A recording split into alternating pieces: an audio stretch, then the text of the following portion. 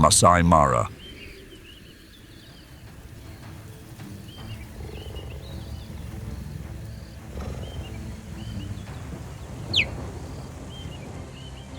This animal's body's sculpted for a single purpose: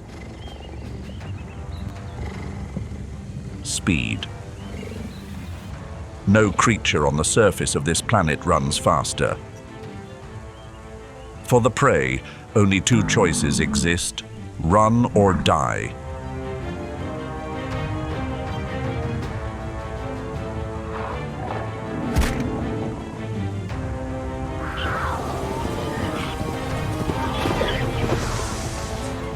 A successful hunt. But the scent of meal carries further than they anticipated. Spotted hyena have no ceiling on aggression.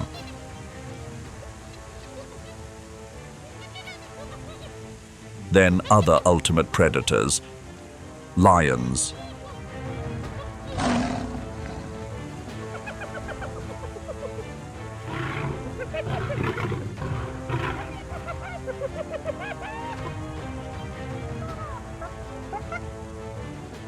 This is the order.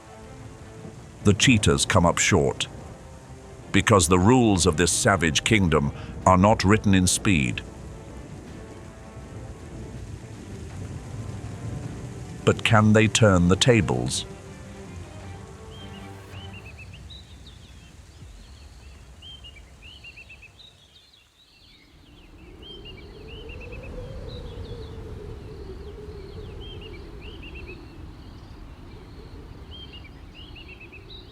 The dry season arrived early this year across the Maasai Mara. Soil along the western edge has begun to crack.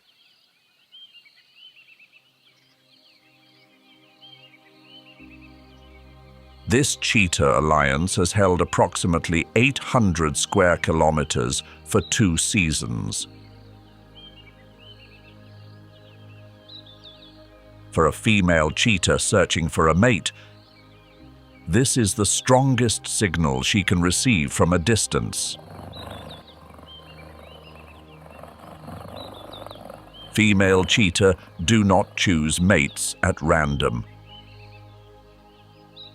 The scent signature of 5 males is data about territory and numbers. But it tells her nothing about reflex speed or about the movement quality of each individual. Any male who fails to respond in time will not be selected. The male who responds fastest, who moves with the greatest confidence, that is the male calibrated by the same natural selection pressures, of which the female herself is a product. Mating is brief. The coalition moves south after roughly 2 hours. Akili remains alone on a small rise. Her name is Akili, intelligence in Swahili. And from that moment, 90 to 95 days begin to count down. Cheetah gestation is considerably shorter than that of other big cats. Lion require 110 days. Leopard require 100 days. Cheetah need only 90 to 95. By the 4th and 5th week, Akili's center of gravity shifts. The cheetah spine, a structure that generates speed by coiling like a spring. They cannot achieve a full range of motion as the belly expands. Consequently, peak speed drops. In the hunt, the margin between fast enough and not fast enough is so narrow that absolute numbers cannot reflect the true severity of that decline. Over the next 2 weeks, Akili attempts 2 hunts. Akili fails both attempts. A pregnant cheetah grows hungry faster and hunts with greater difficulty. A paradox every one of them must endure. And there are no shortcuts. Meanwhile, to the south of the plain, in dense, low croton scrub near the Mara River, the second mother in this story is making her own choice. Her name is Subira, patience in Swahili. She has been proving it in the harshest way possible.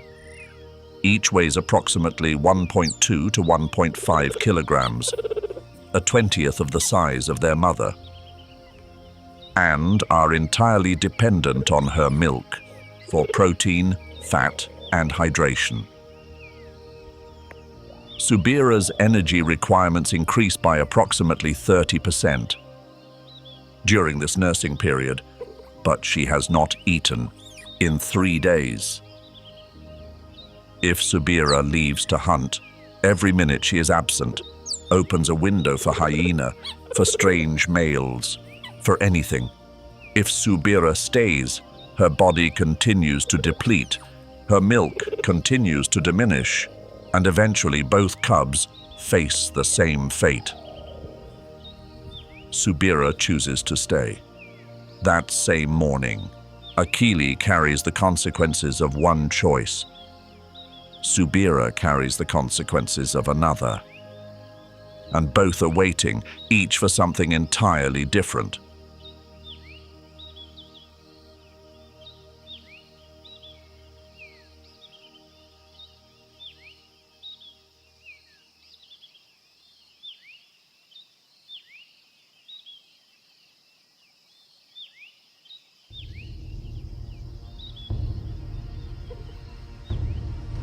Two weeks. Subira has endured hunger longer than any of her counterparts. A solo lioness succeeds in approximately 17 to 19% of hunt attempts, significantly lower than the 30% or more achieved by a pride hunting together. Subira does not know that number, but she knows that today is not a day for careful, measured foraging. Today is a day that must succeed. She finds a young wildebeest grazing at the edge of the herd.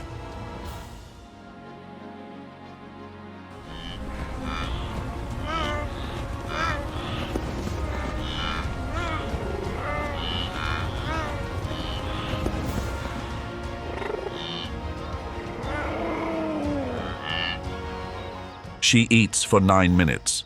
That is all the time she has.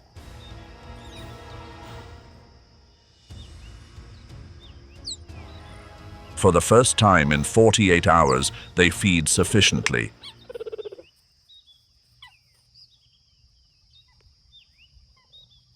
For the first time in 2 weeks, Subira can close her eyes without further calculation. All big cat species are born looking unlike their adult counterparts. Lion cubs have faint spots at birth. Leopard cubs have rosettes that form from faint to distinct in the first few weeks. This is not a developmental accident. This is functional visual misdirection. Predators are calibrated to recognize the characteristic pattern of a species. But there is one species where this mechanism is not just about color. It is about the shape of the entire coat. Akili has completed something extraordinary. And the silver coat on the backs of her 5 cubs is not a random color. The Cheetah Conservation Fund has proposed a hypothesis about the dorsal mane of cheetah cubs.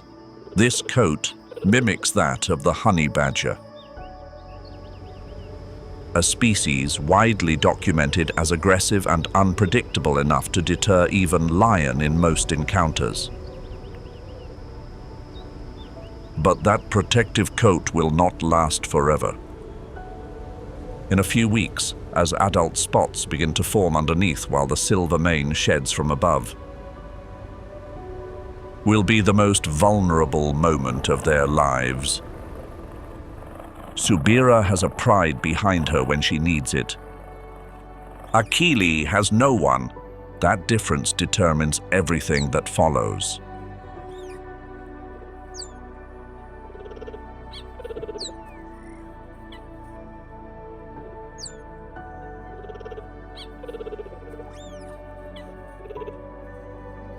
Three weeks after birth,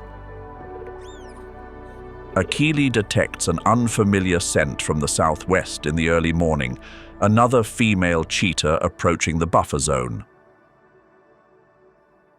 After female cheetah leave their mothers, they do not maintain social bonds with one another.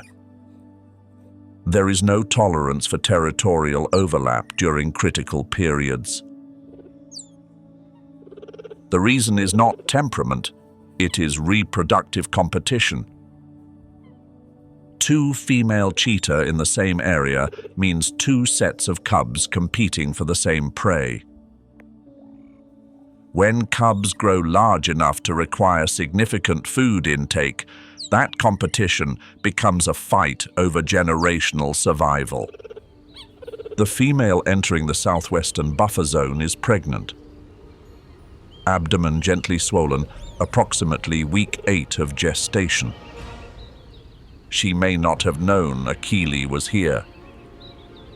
Or perhaps she knew but was desperate enough to try regardless.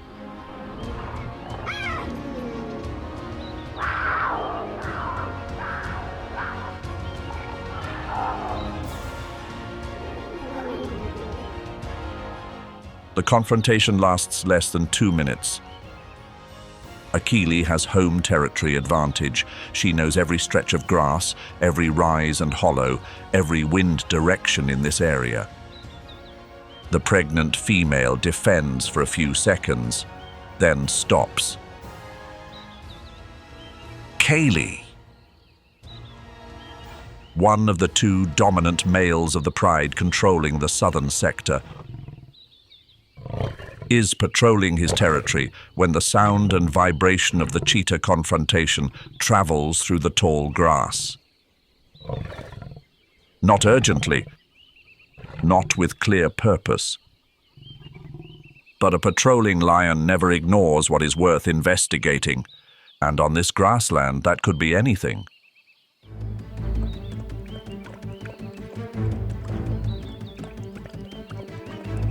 Kali weighs 190 kilograms. In male lion, a black mane develops fully only in individuals at peak testosterone, typically between 7 and 12 years of age, when the combination of high testosterone and physical stability reaches its maximum. Kaylee knows who he is, and he patrols this territory with the certainty of something that nothing on this grassland dares challenge directly. The most asked question about the behavior of male lion toward cheetah: why kill? Not from hunger. Lion do not eat cheetah. If a species can kill your cubs and has done so before, evolutionary pressure emerges to remove that species from your range. Reducing the number of cheetah in the territory means increasing the probability that lion cubs survive to adulthood. And there is no room for exceptions when viewed through the lens of selection pressure strong enough across enough generations. Akili detects Kali's scent at approximately 300 meters. The distinctive lion musk, entirely different from hyena or other cheetah. The first response of any animal threatened while young are nearby. Run toward the cubs, place yourself between the threat and them. This is an instinct strong enough to override calculation in most circumstances, and Akili must override it in the first few seconds. Akili maintains this gap. Not close enough to be caught. Not so far that Kaylee loses interest and returns his original route. And not in his original direction, not toward the coalition territory to the south. While Akili is drawing Kaylee eastward, in the reed grass she chose as a den site, one of the 4 remaining cubs feels something. Curiosity, hunger, or simply the need to move after many hours lying still.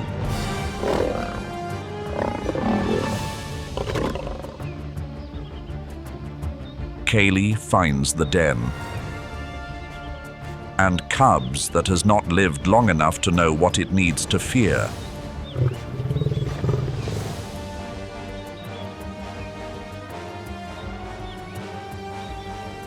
Akili returns when the sun has shifted.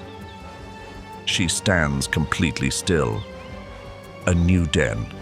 Now. Before the sun moves another hour, the Maasai Mara does not pause. And Akili cannot pause. The capacity for recognition in large predators is built. Through experience, not entirely from birth. Lion, hyena, and leopard learn, through repeated exposure during development, how to distinguish prey from adversary, what is worth attacking, and what carries too high a cost. Learning a rule means familiar patterns are classified quickly. An unfamiliar pattern creates a brief pause in calculation. A closer look, further assessment, deliberation before action. The transition period from week 8 to 10 cheetah cubs are going to have. An appearance unfamiliar to any predator patrolling this grassland. But unfamiliar operates on a probability distribution, not a certainty. A predator hungry enough, motivated enough, or experienced enough to override that hesitation may not stop. That means the molting period is not a window of safety. It is merely a phase of lower danger. Akili's behavioral adjustments are not because this phase becomes any safer with extra vigilance, but because keeping her eyes peeled is the only thing she can control. Hunting runs become shorter, no more than 2 to 3 kilometers. Enough to hunt, but not enough to lose the cubs from scent range. A new den site every 2 to 3 days instead of 4 to 5. A less used location is harder to locate from a distance. Each behavioral adjustment maps precisely to a vulnerability created by the cub's developmental stage. This behavioral flexibility is one of the most remarkable adaptations in cheetah. 8 kilometers away, in the dense canopy along the Mara River, Siri is solving the camouflage problem on entirely different principles. The rosette pattern of leopard is not natural decoration. It is a structural mimicry of light in forest. A pale center, dark border, exactly the pattern of light through a forest canopy. This is structural camouflage, breaking visual recognition at the first processing layer. When a lioness patrolling the western edge of the Mara River forest, one of the sub-adults from the Subira pride expanding her range, stops as she notices a faint movement at the base of a distant tree. The lioness knows a leopard is there. She is just uncertain of the numbers. This is the moment both sides of this predator rivalry are operating simultaneously.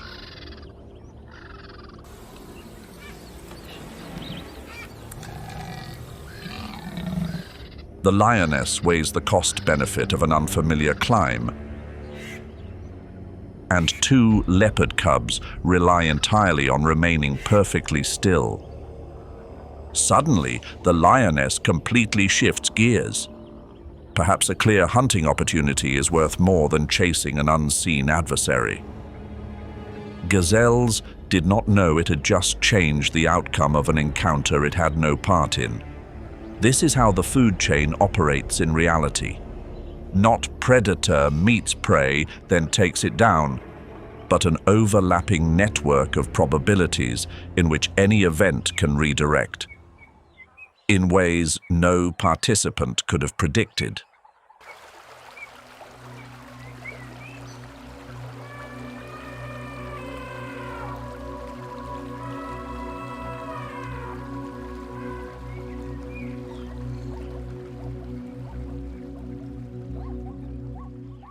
Rain on the Maasai Mara is not only a water source, it is an ecological signal that restarts the entire system. Thermada grass begins to grow again. Herbivores shift with food rather than water. For cheetah, a species that depends on detecting prey from distance by sight and sprinting on open terrain, tall grass is a geometry problem with no good solution. Footstep vibrations travel farther on wet ground. Prey alerts earlier. The success rate of hunting in tall grass is considerably lower than on open plain. And Akili must hunt daily for 4 cubs whose caloric demand increases every week. The mechanism of this problem is not poor skill. It is an environmental constraint placed on a predator whose body is optimized for a specific terrain type. The cheetah's flexible spine generates horizontal speed by coiling and extending. That same structure does not provide the torque and leverage for vertical climbing under significant load. This is a trade-off: gain in horizontal speed, loss in vertical mobility. A cheetah cannot haul prey up a tree because a body built for sprinting does not support that kind of effort. Siri is not struggling today because she has solved the food security problem. Through a mechanism cheetah do not have. A 50-kilogram impala cached on a branch 4 meters up is out of reach of spotted hyena and lion. A properly cached kill can provide food for 3 to 4 days without requiring another hunt. But caching prey is a skill, not a guarantee. The curiosity and restless energy of Siri's oldest male cub create an ironic twist. The young male wants to rectify his mistake, but he is still far too small to haul the prey back to its original spot.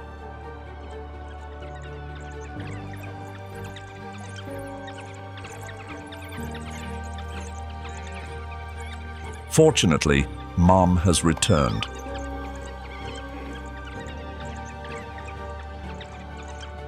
Wild dogs with an 80% success rate and cooperative hunting tactics are formidable adversaries on the ground.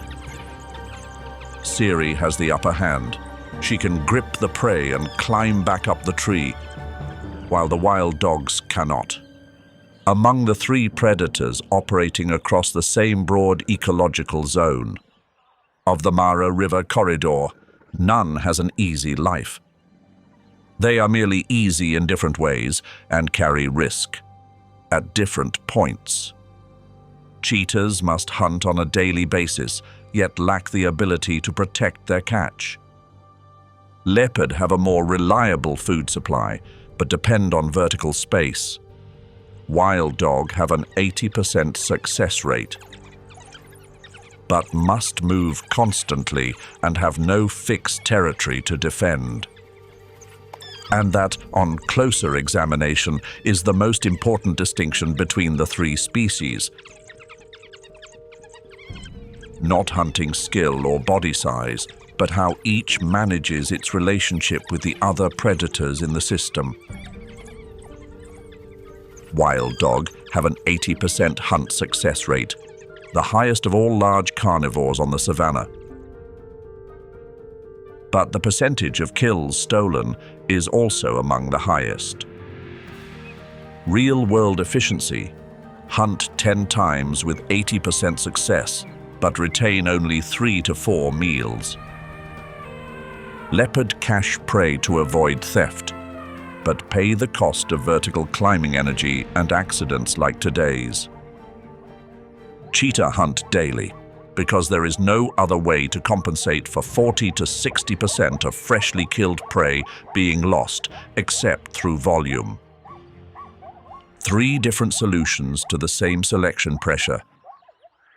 No solution is perfect. All are working well enough for the species to still be here.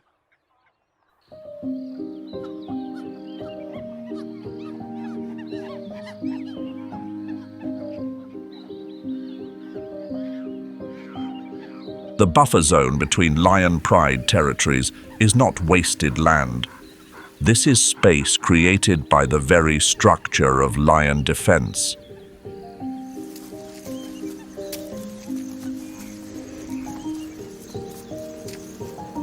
A large pride actively defends its core territory because the resource is there.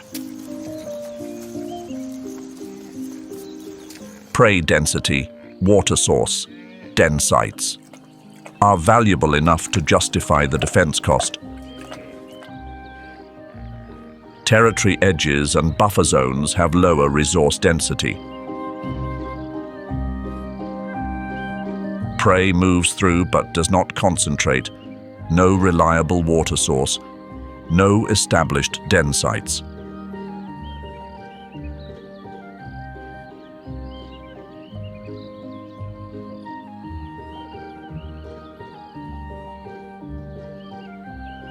Defending the edge makes no economic sense for a pride with a stable core. For cheetah, this is precisely the ideal condition.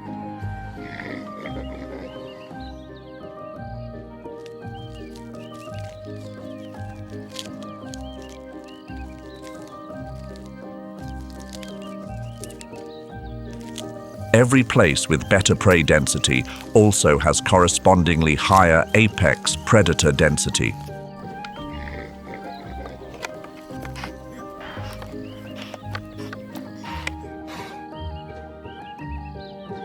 Buffer zones are a trade-off.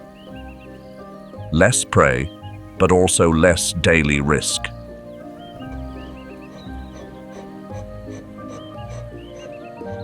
The active teaching phase, when Achilles' behavior shifts from providing and protecting to demonstrating and allowing failure, is one of the most remarkable features documented in cheetah cub rearing.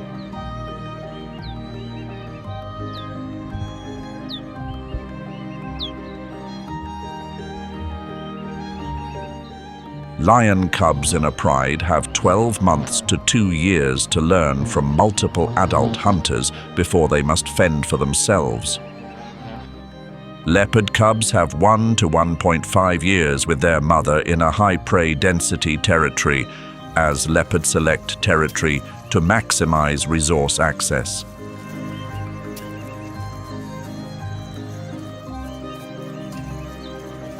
Cheetah cubs must achieve full independence from their mother in territory where prey does not concentrate. That demands a different teaching method. The mother cheetah provides structured exposure, tailoring the difficulty to their current skills. This allows them to make the most of their learning experiences in the time they have.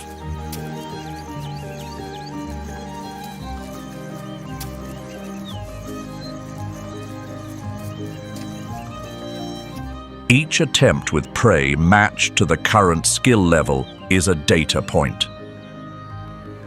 Each data point accumulates into the same neural pathway. After repeated trials with a specific species, timing and predicting movement become second nature, ensuring a reliable hunt.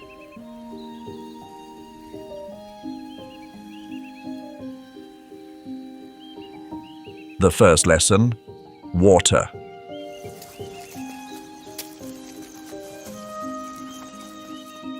Akili drinks, and the 4 cubs follow her lead because their mother's behavior is their most critical guide.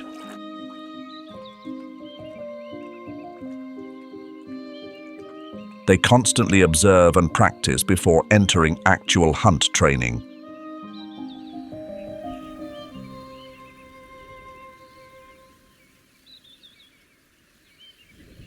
The hunting training program consists of 3 distinct tiers.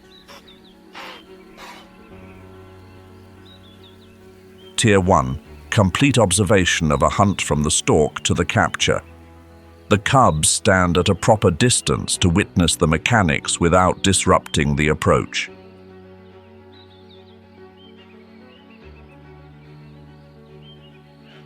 Tier 2, practice with smaller prey on favorable terrain, with Akili on hand to finish the hunt if the attempt falters.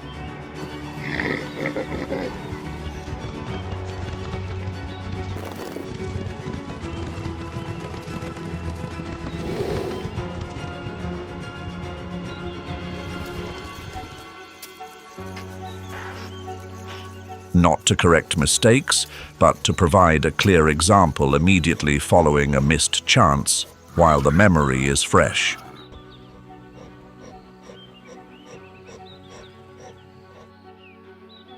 Tier 3. Observation only with challenging prey like warthogs.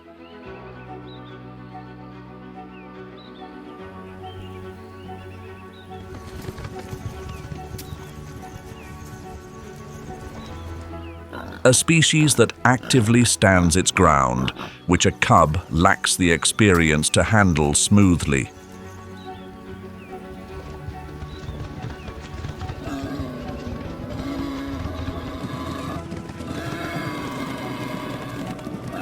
This is the most critical skill in the entire program, knowing when not to try.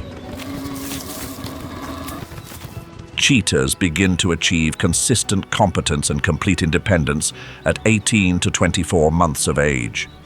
The gap between the first attempt and independence spans 9 to 12 months of repeated observation, repeated setbacks, and improvements every small step.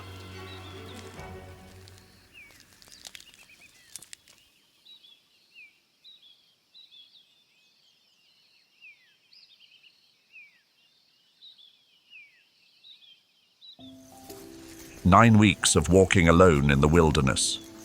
This lioness's struggle is far more than a mere test of patience.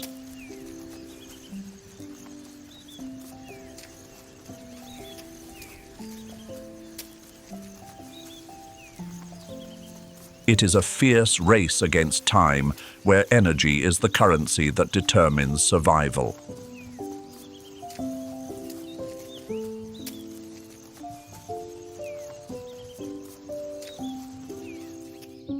In her solitude, every hunting day is a gamble where the deck is stacked against her. Every missed strike means another day with an empty stomach, pulling her body deeper into a downward spiral of exhaustion.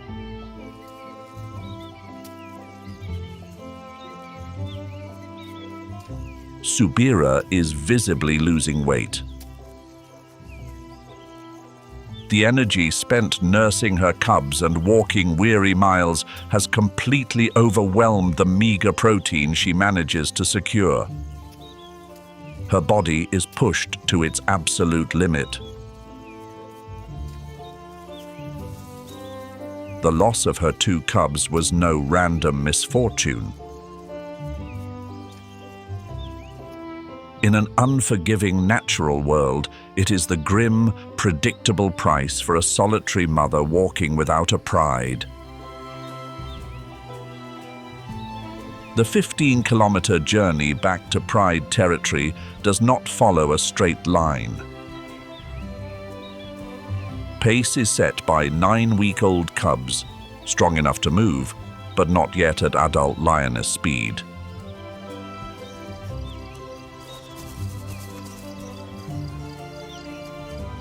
Each observation stop is an investment of time to reduce the probability of an unexpected encounter. Under Subira's current conditions, cortisol elevated after prolonged stress, condition declining, cubs moving slowly. Reducing the probability of unexpected threats takes priority over travel speed.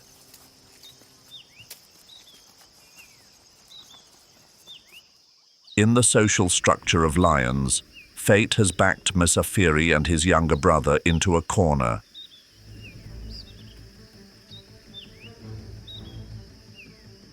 Just 2 brothers are not enough to form a powerhouse coalition, which means no territory and no opportunity to pass on their legacy.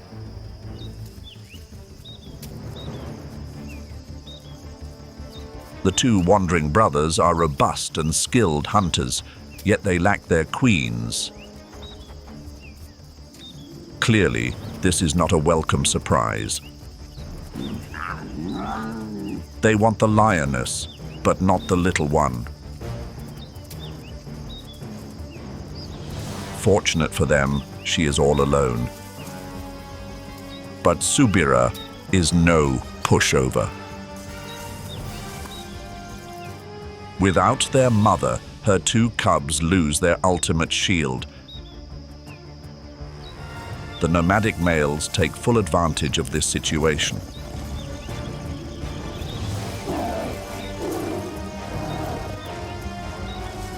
By the time the heartbroken mother calls out for her young, the worst has come to pass.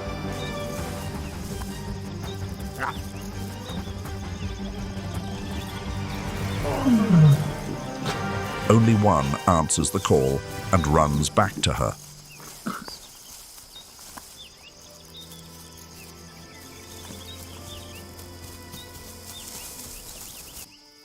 How many more cubs will she lose to those raiders?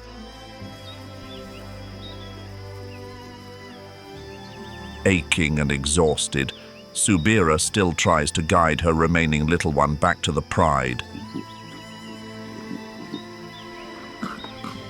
Their journey is short now, but Subira is running on empty. And suddenly, a tantalizing scent catches her attention.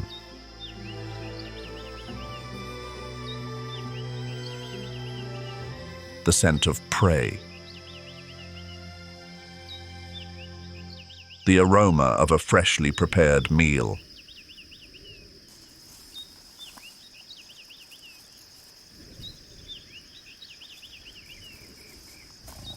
The male cheetah coalition has just brought down a young wildebeest, a feat that no single cheetah could ever accomplish alone.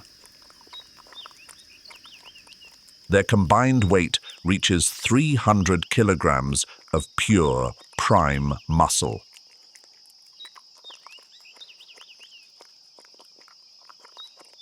After days of going hungry, the stress hormone cortisol in her body has spiked significantly, paralyzing the rational center of her brain.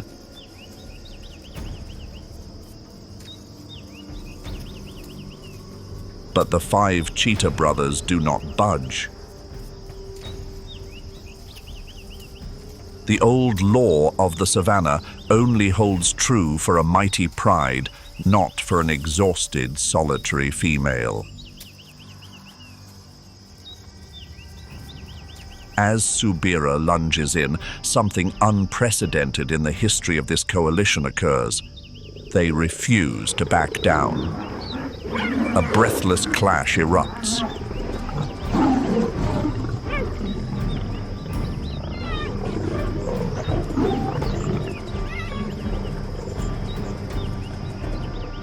A subira in her prime would need just 3 seconds to realize those 300 kilograms of cheetahs are too risky a gamble and withdraw. But today, she has lost her clarity. Right in the nick of time, Kaylee emerges from the south in less than 2 minutes.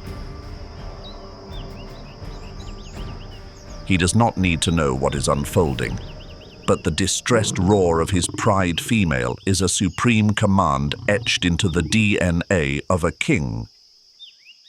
Kaylee's black mane cresting the horizon is more than enough. The cheetah pack does not waste another second calculating. This is what a pride provides. A structure solid enough to lean on when a member cannot stand alone. That is exactly what Akili lacks, and that is what, in a day to come, will make all the difference.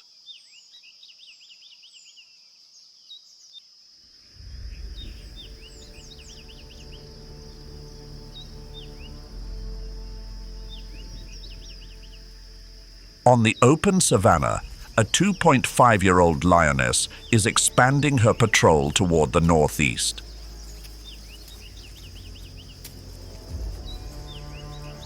Like any other young member wanting to prove her worth to the pride, she steps alone into this buffer zone, where prey density is just right and the presence of rivals is sparse.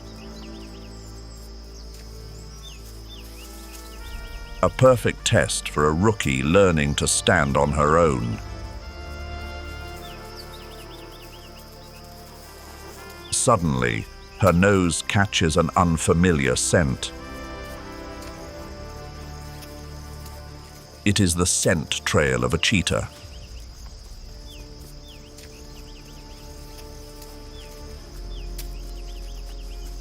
But on the other side, Akili has already sensed the looming threat.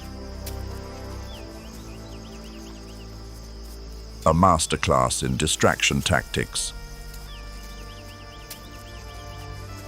As the predator is forced to choose a target, Akili makes an entirely unexpected move. Akili knows she cannot win a head-to-head battle, but her sole objective is to stop her in her tracks. This audacity causes the lioness to pause for 0.5 seconds in sheer astonishment.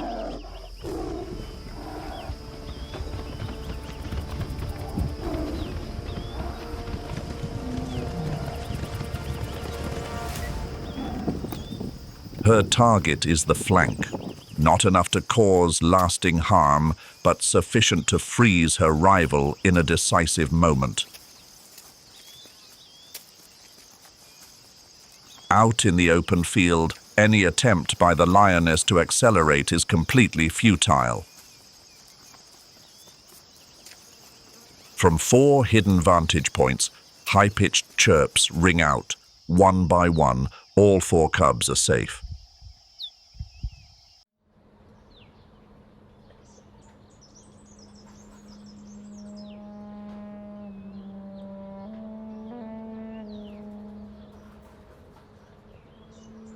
Six months is just enough time to completely redefine the fate of Akili's 4 youngsters.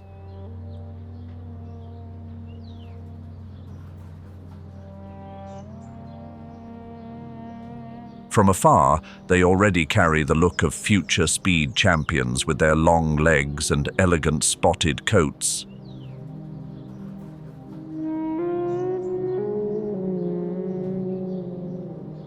But the greatest change lies not in their size, but in the skills seamlessly instilled by their mother, quietly accumulating to nudge their chances of hunting success just a fraction higher.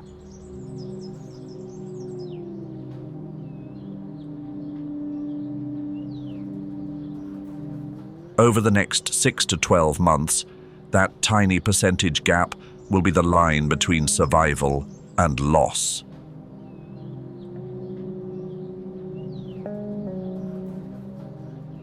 For the 3 male cubs, Survival leaves no room for sentimentality. A brotherhood coalition is not born out of affection, but from nature's cold calculus.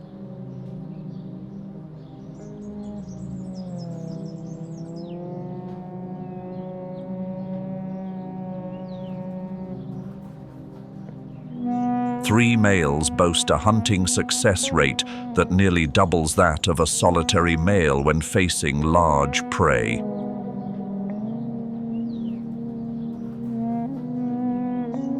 Three pairs of eyes spot the target from three directions. Three angles of approach close off any escape.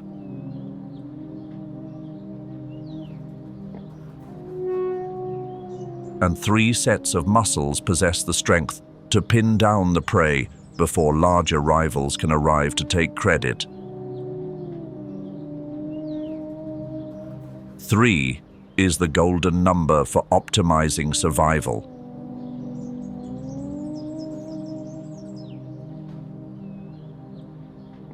Meanwhile, the lone female cub must enter a completely different chapter.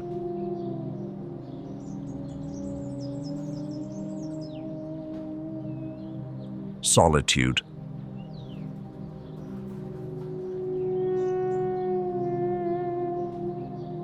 Not because she is driven away, but because a million-year-old genetic code has pre-programmed a solitary lifestyle for female cheetahs once they leave their mother.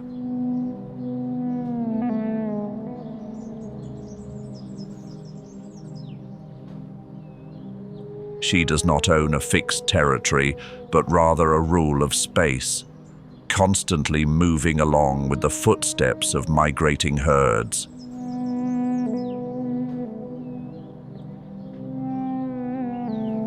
One day, that young female will stand atop a hill, quietly gazing down at a male coalition on the horizon and walking in her mother's footsteps.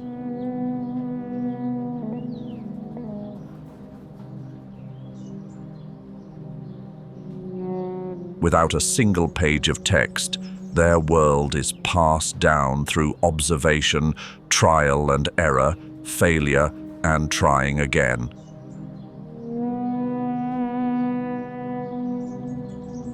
The 18 months spent with their mother serve as a safe buffer zone where missed strikes cost a lesson, not a life.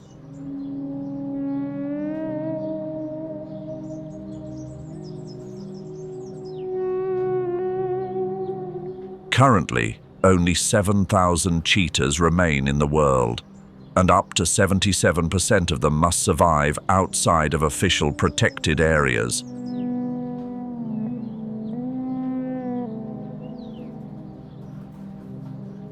Instinct does not comprehend the concept of national parks.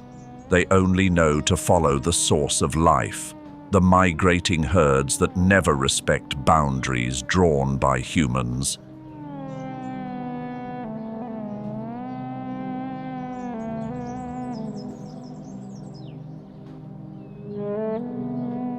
Cheetahs carry a heavy burden from history.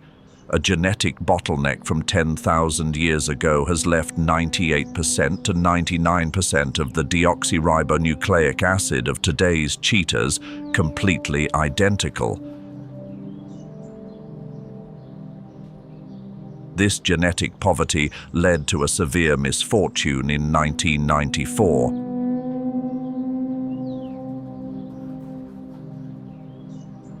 When an outbreak swept through and claimed 30% of the cheetah population in the Serengeti in just a single season.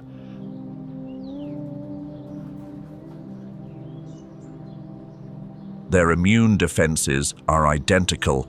If one individual collapses, the entire population is at risk of falling.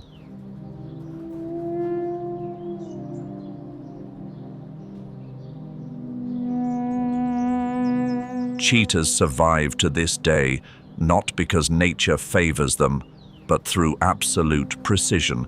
Precision in every millisecond of a strike, precision in selecting a target, and clarity in deciding when to stand their ground and when to step back.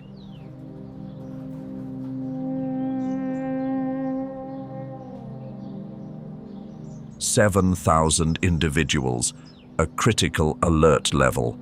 But what they need is not just isolated national parks, but connected green corridors.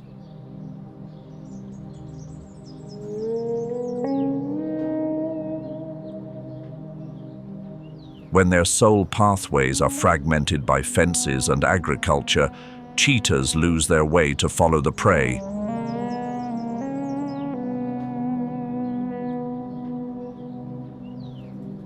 Backed into a corner, they are forced to hunt livestock and meet their end from retaliatory gunfire.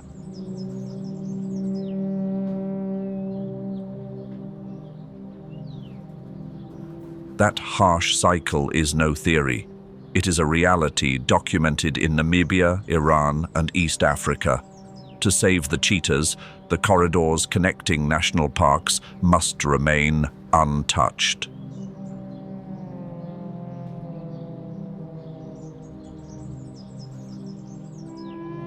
As dusk falls over the northern Mara, the five-brother cheetah coalition appears on the horizon, returning to the exact place where the story began.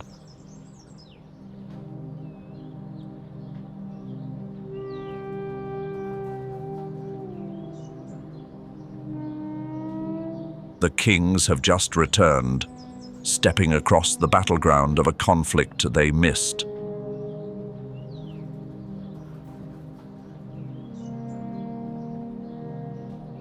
Completely unaware of the miracle of survival that Great Mother has just performed.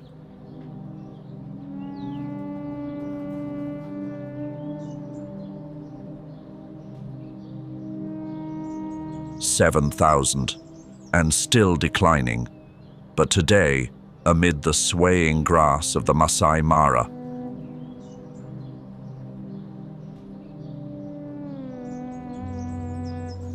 the world has just gained 4 new glimmers of hope.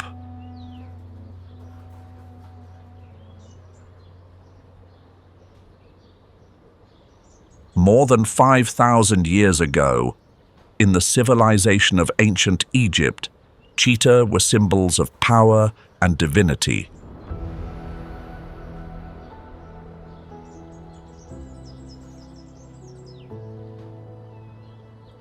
Unlike many other animal symbols in Egyptian civilization, cheetah were not truly domesticated.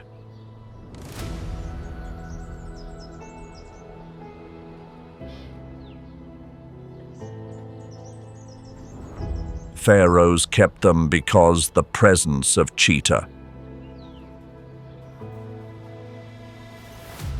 was an expression of a kind of power that could control the fastest speed on land.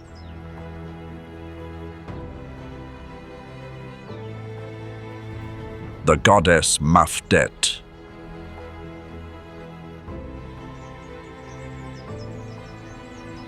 protector of justice and law in Egyptian mythology,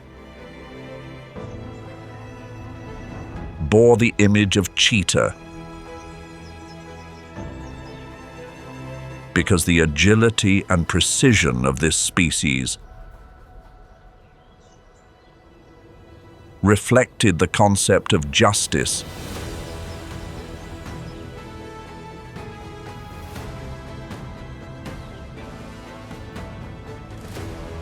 administered swiftly and correctly in a way no other species could convey with a biological equivalent.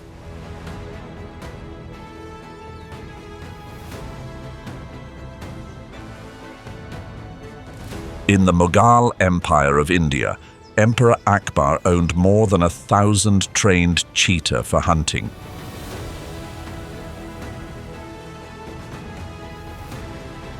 Because cheetah were efficient enough predators that the training cost was justified.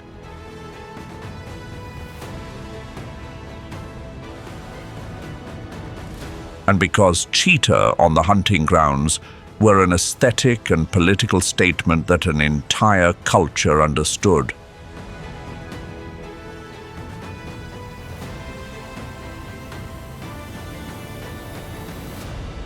What is interesting about the history of cheetah in human culture is not how long that relationship lasted, but how it ended. Not because humans abandoned cheetah, but because the cheetah population collapsed to the point where there were no longer enough individuals to sustain that relationship.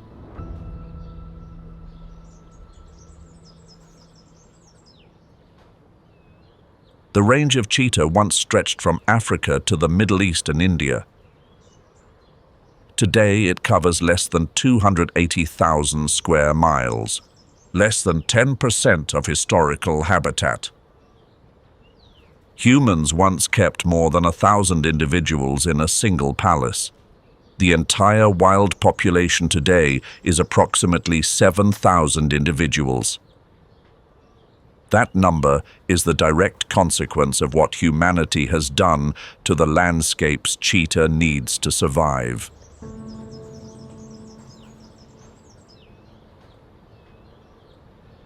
Cheetah is not the species that requires the most food.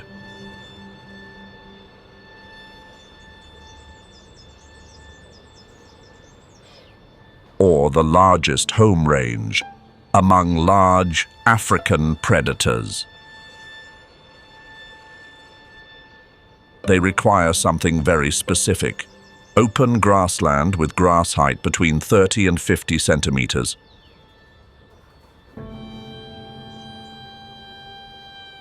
Low enough to allow prey detection from a distance, tall enough to provide concealment during the stalk phase.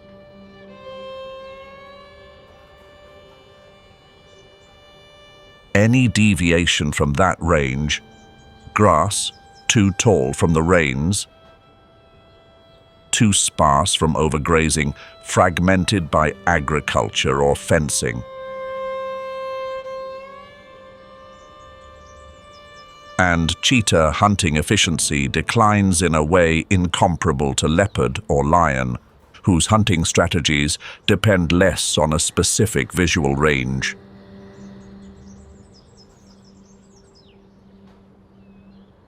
Namibia is the largest stronghold. More than 50% of the remaining global population lives here.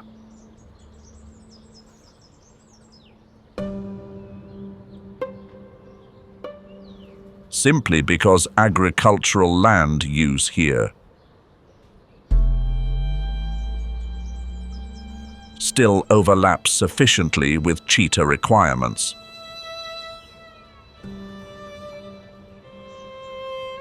But even in Namibia, cheetah live in constant tension with farmers.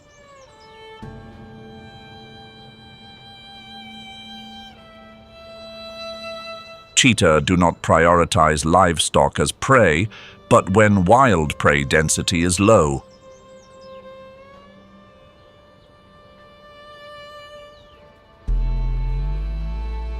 And livestock are accessible, incidents occur, and conflict becomes unavoidable.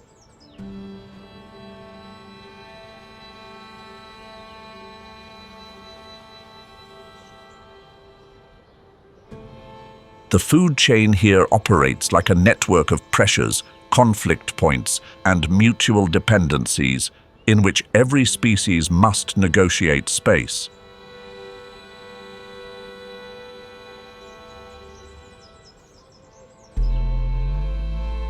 With each specific other species in the same landscape.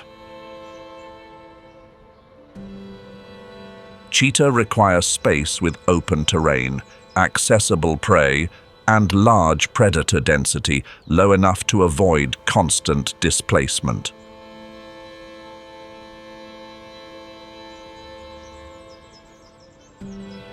When those three conditions converge, cheetah thrive.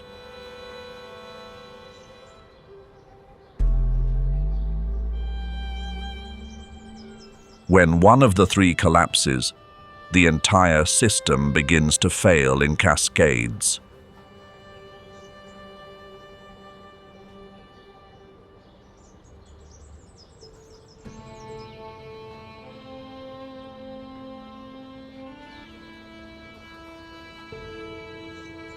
cheetah cubs at birth are not miniature versions of the adult.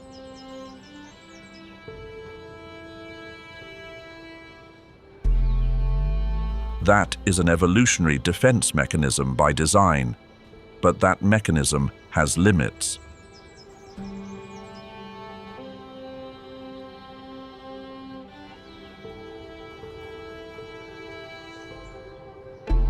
Mortality in the first 3 months ranges from 50 to 70% in areas with high large predator density, such as the Serengeti or Maasai Mara.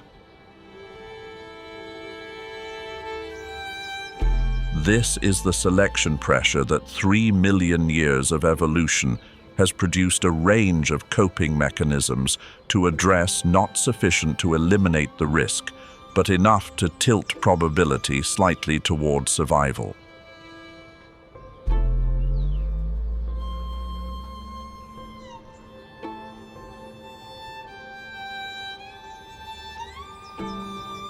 The characteristic sound of cheetah cubs is one of the least known but most sophisticated adaptations.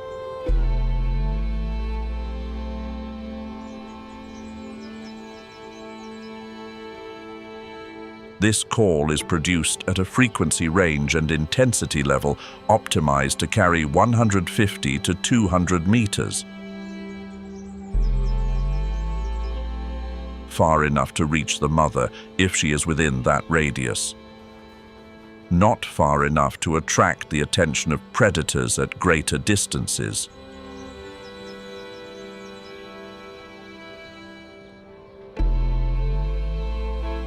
When all other defensive mechanisms are unavailable, the freeze response under threat shuts down motor responses.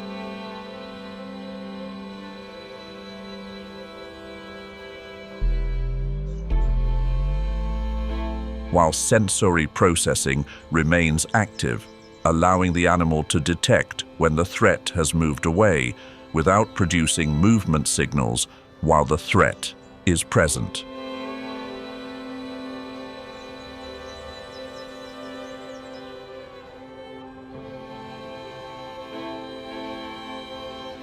This is also what observers typically misread.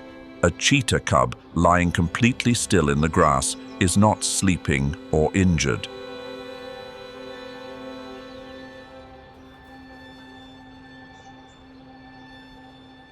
It is listening, detecting, without producing movement signals to defend itself, in its own defense.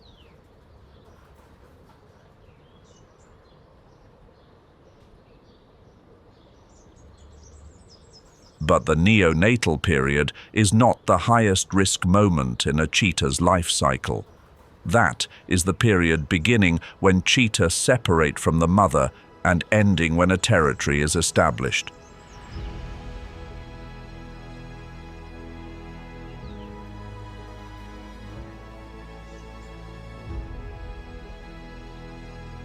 A phase that typically lasts 6 to 12 months, with no official name in most literature, but which can be called the dispersal window.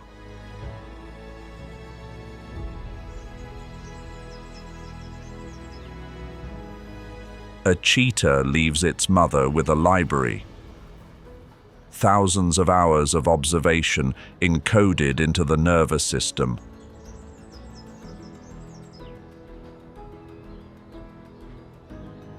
How to read wind direction, how to select the right approach angle, how to assess distance before the sprint.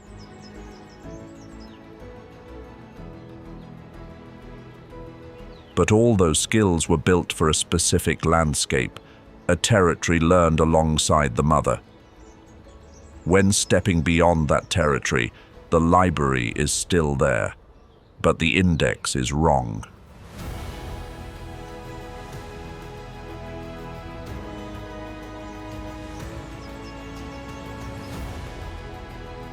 This is the most dangerous gap in a cheetah's life cycle.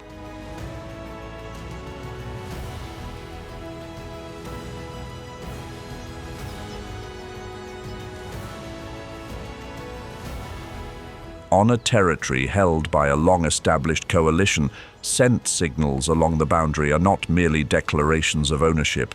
They are information.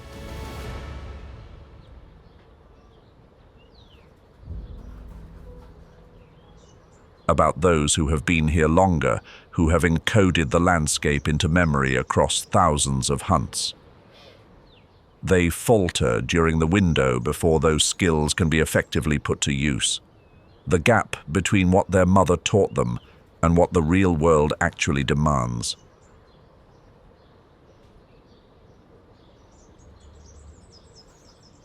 There are lands where geography does not just shape the landscape.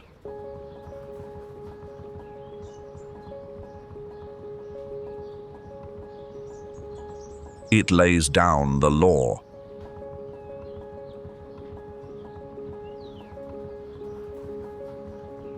Ndutu is one of them, a small corner of the Serengeti, Tanzania, where three ecosystems intersect.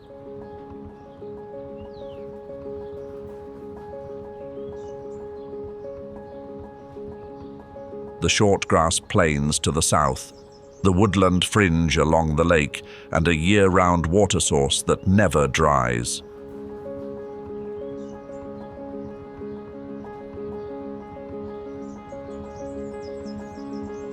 That convergence creates something no other place can replicate.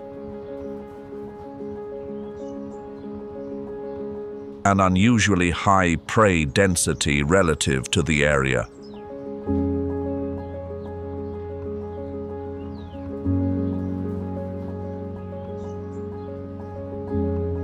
And high prey density does not merely attract predators, it holds all of them in the same space, at the same time, every day.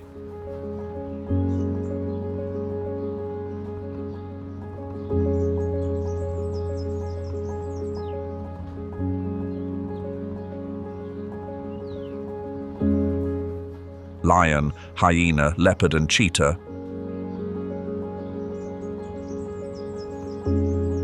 Craig Packer, the researcher who has followed the Serengeti Lion Project for more than 3 decades, calls this the Predator Coexistence Laboratory.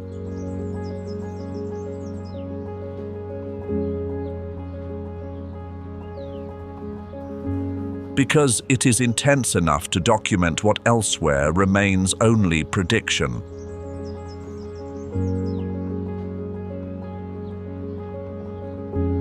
In most observations, the hierarchical order functions as programmed.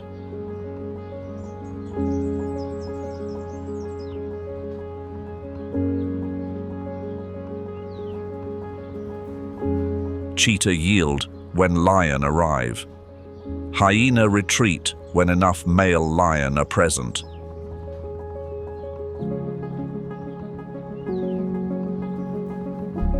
Leopard disappear into trees, but there are moments when that order breaks.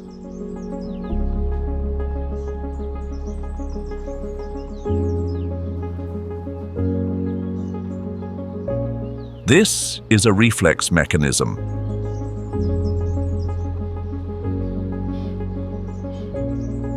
A governing rule of the savage kingdom.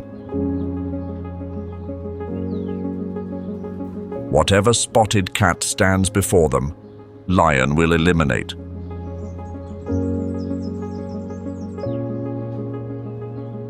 Two male cheetah do not immediately register what has happened.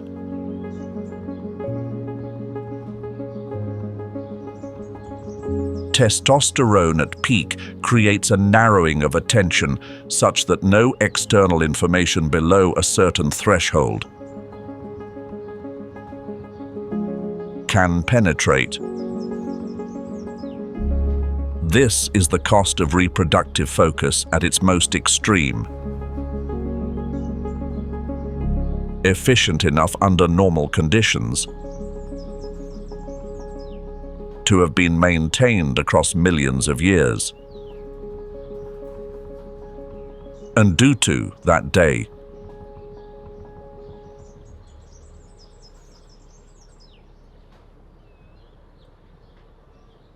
Lion and cheetah do not compete for the same prey group.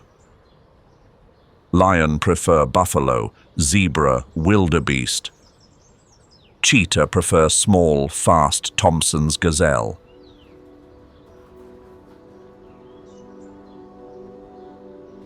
Direct competition is not sufficient to explain the level of aggression. The answer lies elsewhere.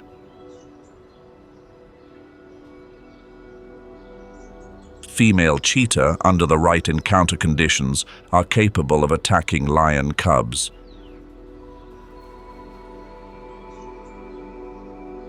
When adult lion are absent. Not frequently, but enough for selection pressure to accumulate across many generations.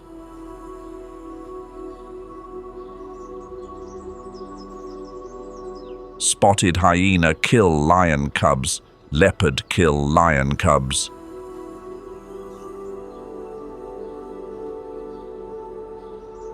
Cheetah can kill lion cubs. Therefore, individual lion with the behavior of in their most extreme form. Eliminating rival spotted cats when the opportunity arises.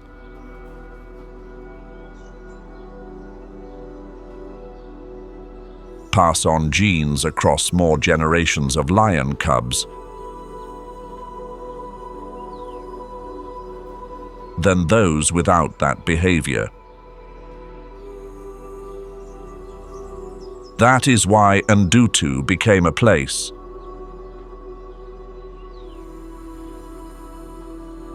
To document ordinary battles.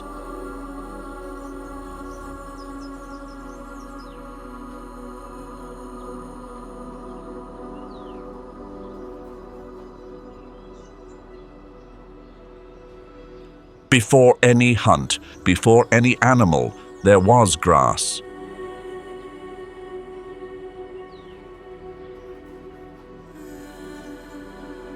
There was grass. More than 40 native grass species, spread across 30,000 square kilometers.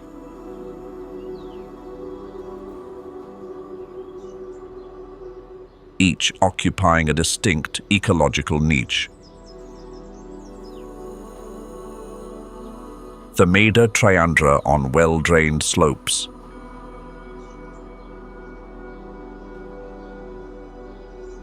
Pennisetum mesianum in moisture-retaining hollows.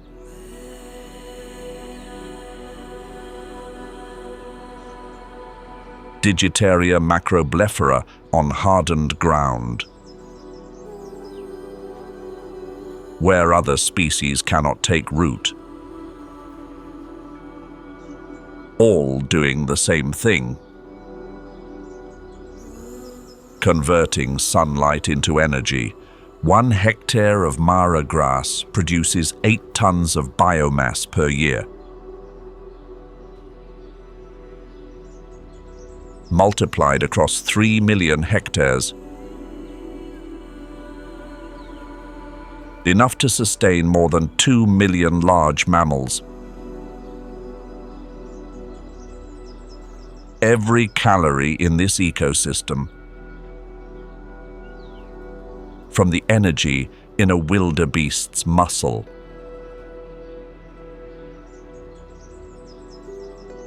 to the roar of a male lion, originates in sunlight passing through a blade of grass.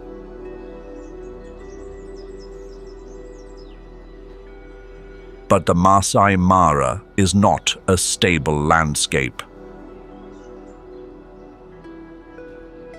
It is a system defined by variation. Rain comes twice a year, March to May. October to December. Between those 2 seasons, dry enough for the grass to turn gold, water sources to shrink, and the entire system to contract around the few remaining points. It is the engine. It is why everything moves, adapts, and survives in ways that a stable environment never produces.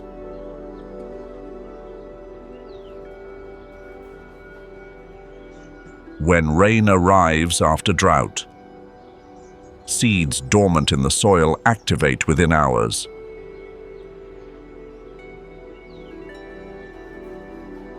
A mechanism calibrated through millions of years of evolution. In coordination with the rainfall cycles of the Great Rift Valley,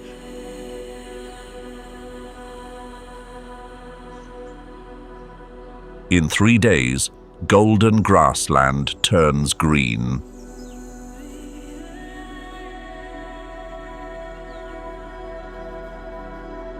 And that signal travels far. Wildebeest detect the scent of fresh grass.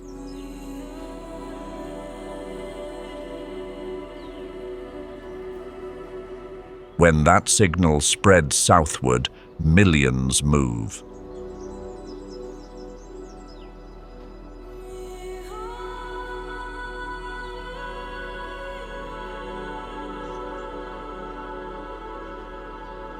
There is a paradox at the center of the grass ecosystem.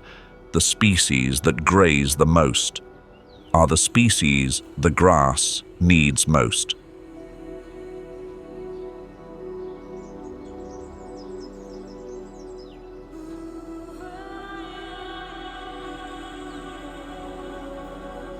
The animals that graze the most are the animals the grass needs most.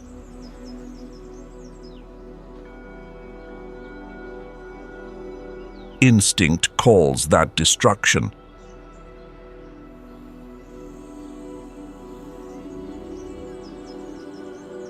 But the biological outcome is different. Grass that is cut, not uprooted.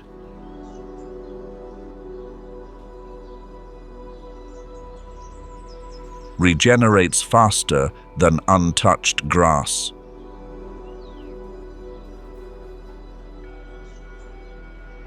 Light reaches the base more effectively. Dung returns nitrogen to the soil. In 6 weeks, cover recovers to 70%.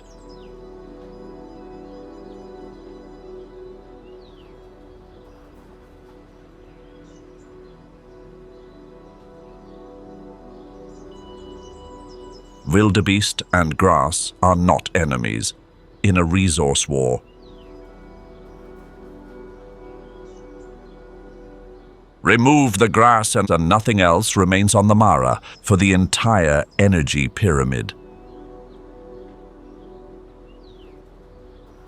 Not because everything depends on it directly, but because the entire energy pyramid.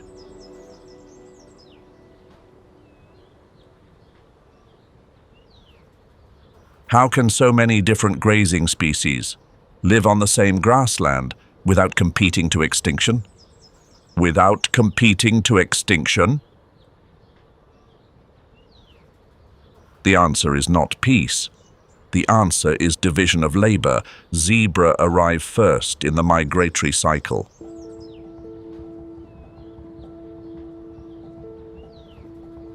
Their teeth process tall, dry, tough grass stems, the kind most other species cannot digest efficiently.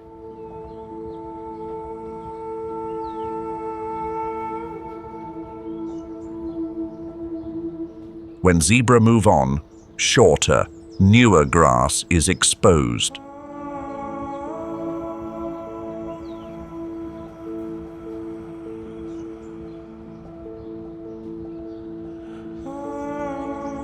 Wildebeest arrive next, preferring grass at medium height. After wildebeest, Thompson's gazelle and impala arrive.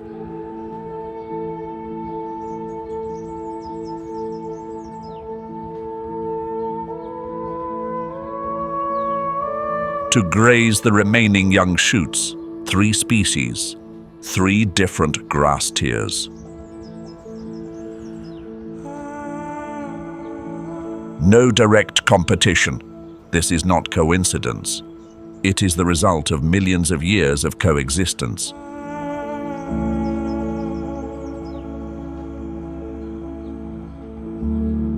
Evolution does not create peace. It creates division of labor.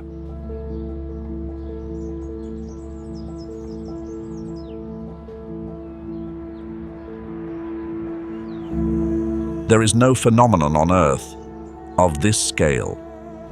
It creates division.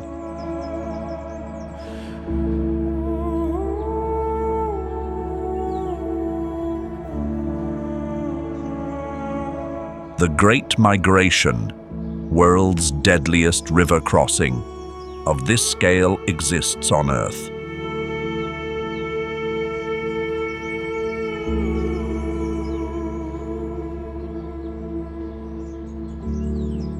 $1,300,000 wildebeest, 500,000 Thompson's gazelle,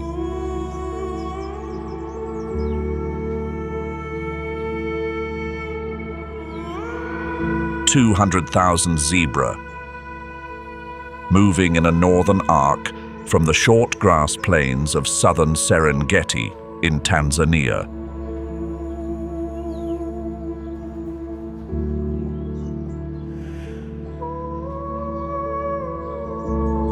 Nearly 2,000 kilometers every year, but this is not a journey toward a fixed destination. It is a dynamic response to rainfall.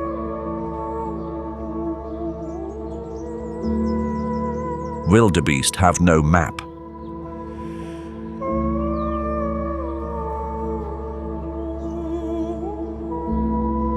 They follow the nose, the scent of fresh grass, the scent of rainwater.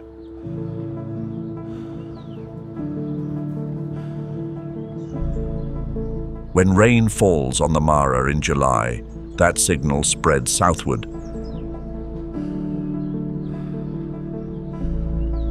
And millions begin to shift.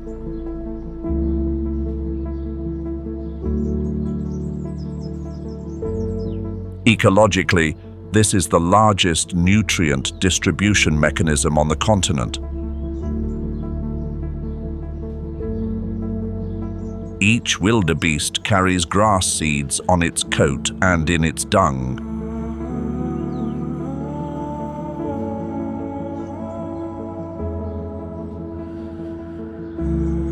Seeding as it travels, they are maintaining the system for the next generation.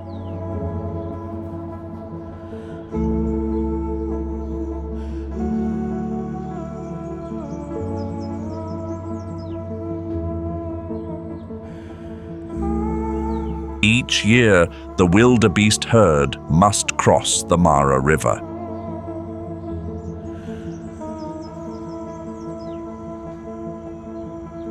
At least 4 times in a single season.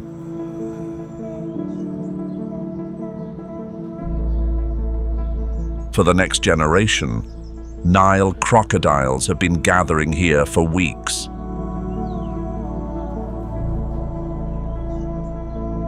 Nile crocodiles live to 60 years.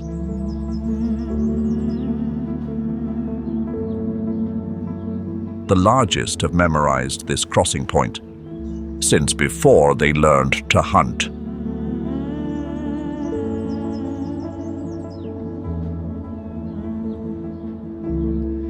The chaos of the river crossing, crocodile lived to 60 years.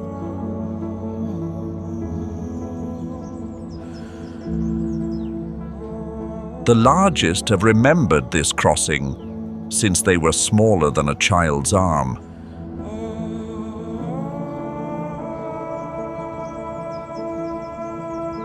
What viewers typically read as chaos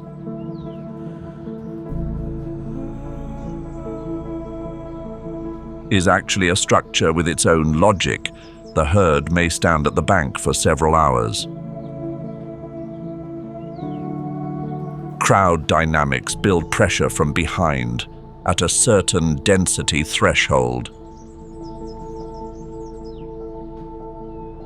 No individual makes a conscious decision.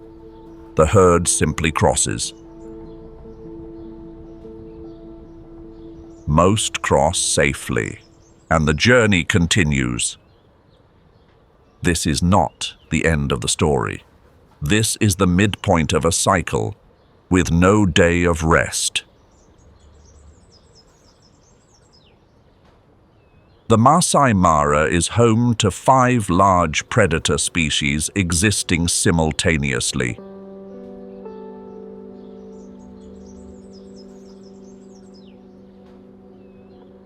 Lion, leopard, cheetah, spotted hyena, and African wild dog.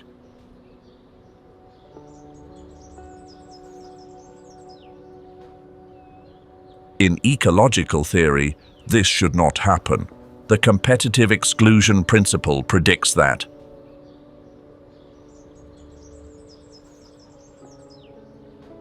Two species competing for the same resource.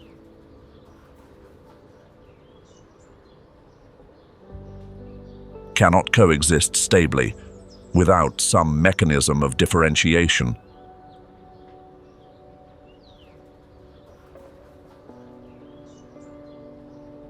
The Maasai Mara resolves that problem 5 different ways simultaneously.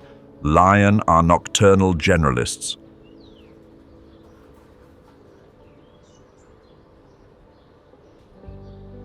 Body size allows them to take buffalo, zebra, adult wildebeest.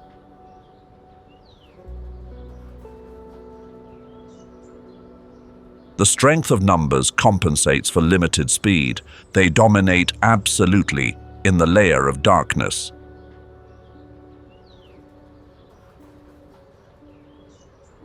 Leopard do not compete horizontally. They withdraw vertically.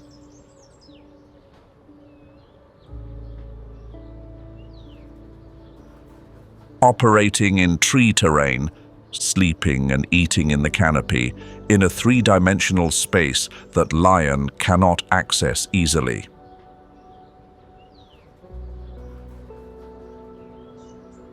African wild dog choose speed and endurance.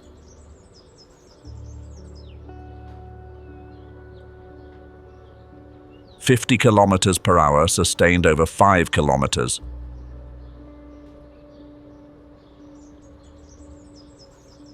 No other predator on the Mara has that capacity.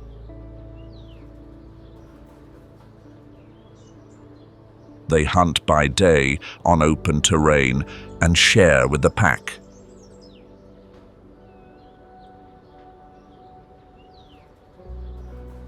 Spotted hyena are generalists in both the literal and ecological sense.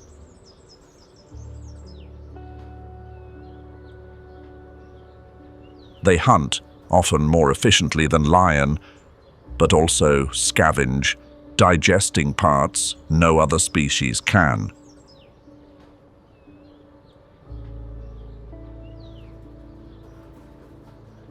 Cheetah are specialists in explosive speed.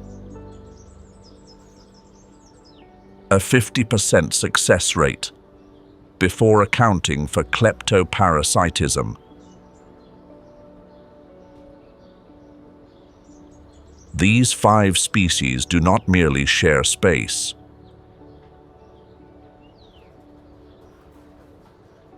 They also divide time. Before dawn, lion and hyena, the ones finishing the long night.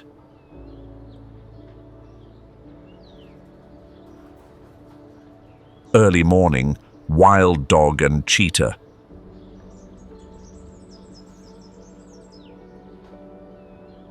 Two daytime species that prioritize vision over darkness.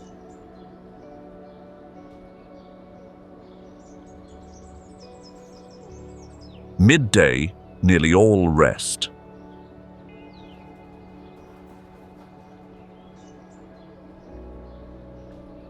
"40-degree temperatures make hunting energetically inefficient. Late afternoon, cheetah again, and sometimes leopard.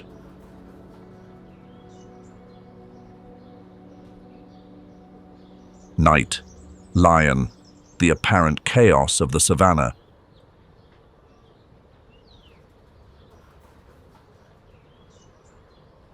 Is actually a schedule, balanced across millions of years of selection pressure.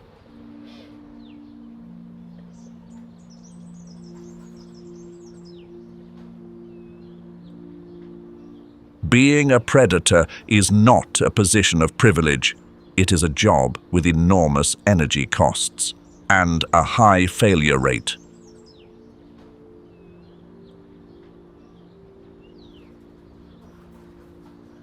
Lions succeed in approximately 20 to 25% of hunts.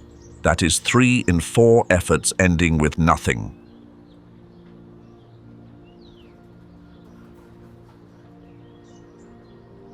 Leopards succeed 40% of the time, but only with small prey.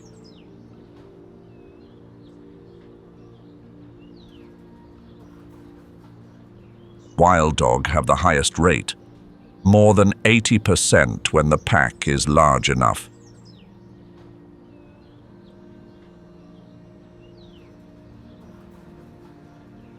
But must share with the pack and are exhausted after every pursuit.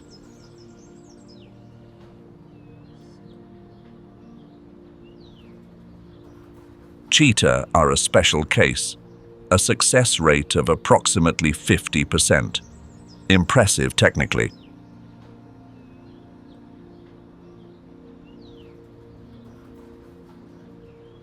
But eroded by one uncontrollable variable, kleptoparasitism.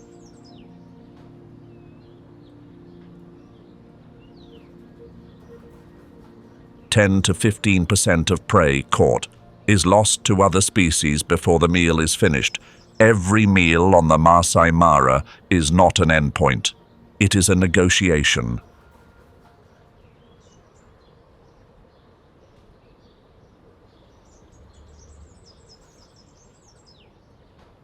Spotted hyena have the worst reputation among large African predators. The strange laugh, the asymmetric body, the image of a scavenger in popular culture.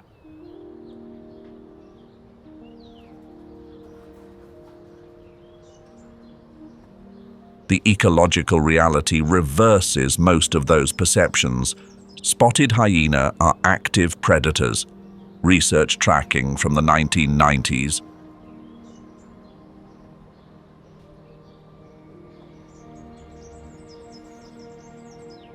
Shows that in the Serengeti Mara region, they hunt more than 70% of their own food.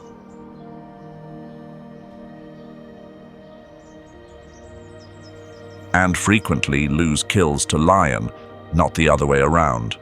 What makes hyena irreplaceable in the ecosystem?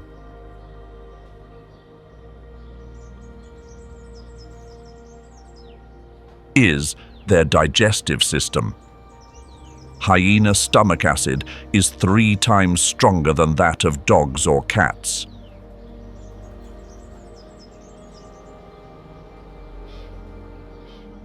They digest bone, cartilage, hide, and bone marrow, the parts that remain after all other predators have departed.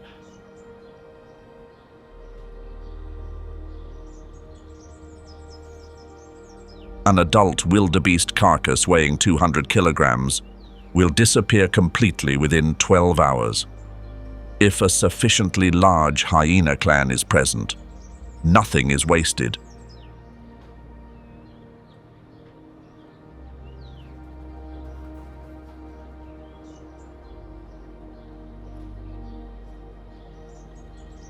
African vultures do not flap, they soar. Over tropical grasslands, sunlight creates columns of hot air rising from the ground.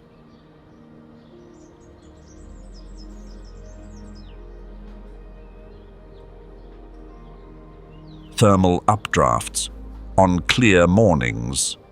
Ripple's vulture can reach 8,000 meters.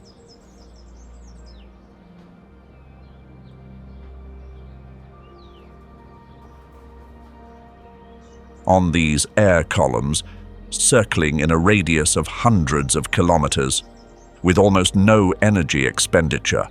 From that altitude, their eyes resolve detail smaller than a coin, from 300 meters away.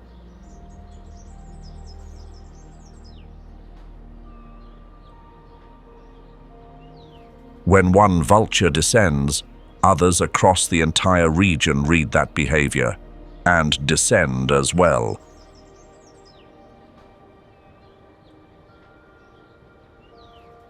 Within 15 minutes, a carcass can attract several dozen vultures from a 10-kilometer radius.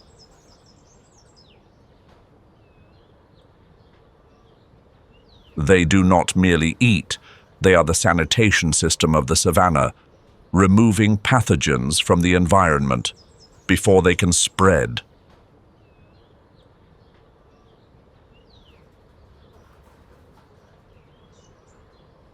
After predators and vultures are done, other species are still waiting their turn. Ravens and hawks pick what remains from the bones.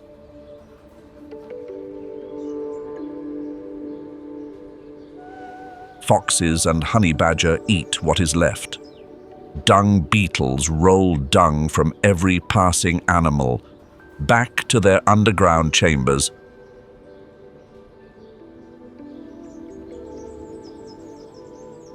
where it decomposes, returning phosphorus and nitrogen to the grass root system.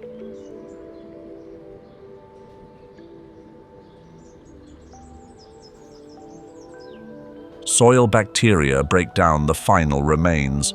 Molecules return to minerals. Minerals are absorbed by grass.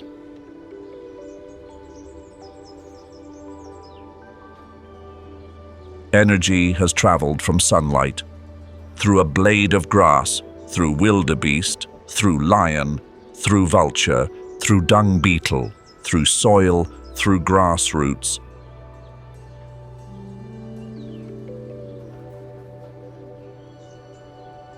Back to new leaves, a complete cycle. No definitive beginning or end.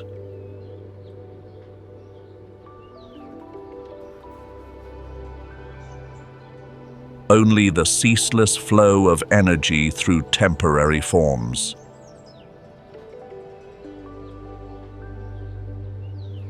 Every living thing on the Mara, from blade of grass to lion to vulture, is a temporary form of solar energy in motion.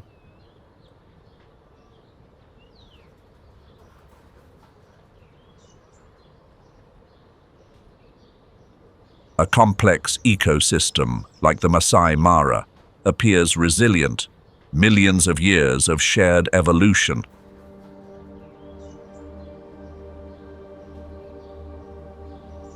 Have produced a structure with multiple layers of redundancy.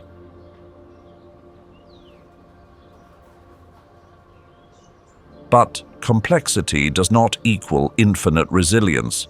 When one species disappears from a food web, it is not simply one vacant position.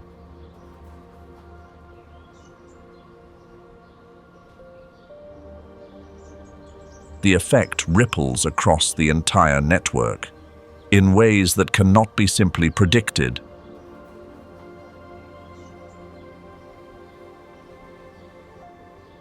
This phenomenon is known as trophic cascade. Yellowstone is the most thoroughly studied example.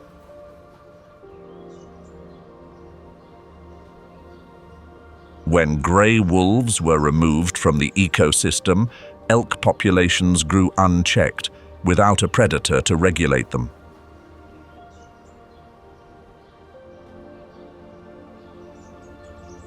Elk overbrowsed the streamside vegetation.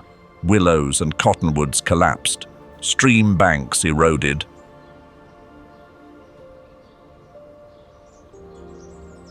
River flow patterns shifted. Salmon declined for lack of riparian shade.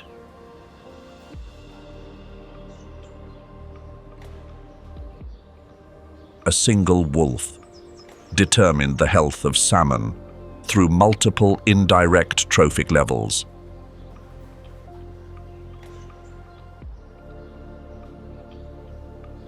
In the Maasai Mara, the cheetah occupies a similarly vulnerable position.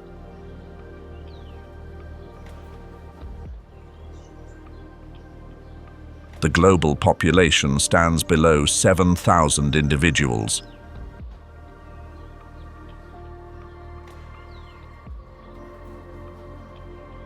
The rate of habitat loss, driven by agricultural expansion and the fragmentation of migration corridors, poses a greater threat than direct poaching, and genetic diversity has fallen to the point.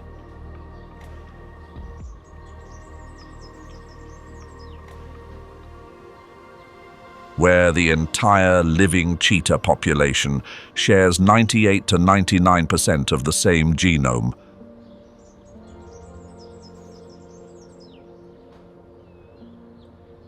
The consequence of a genetic bottleneck approximately 10,000 years ago.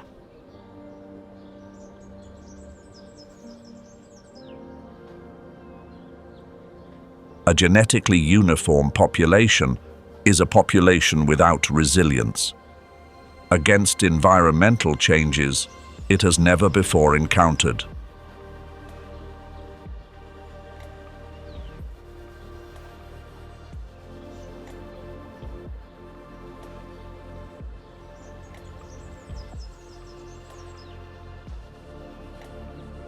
The Maasai Mara is one of the few places on Earth where two fundamentally different resource management systems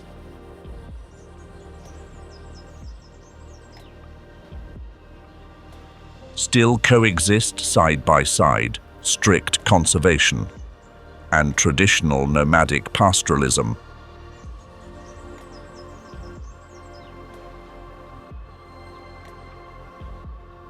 The Maasai people have lived alongside this land for at least 300 years.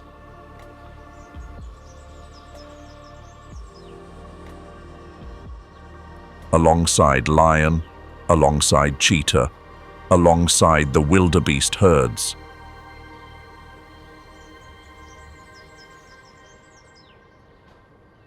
Their traditional land management system, known as Nkiyama, is built on seasonal rotation of grazing areas.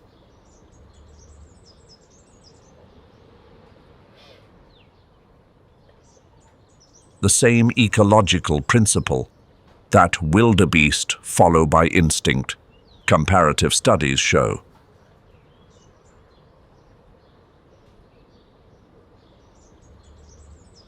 That wildlife density on traditionally managed Maasai land, approaches that found within formal protected areas.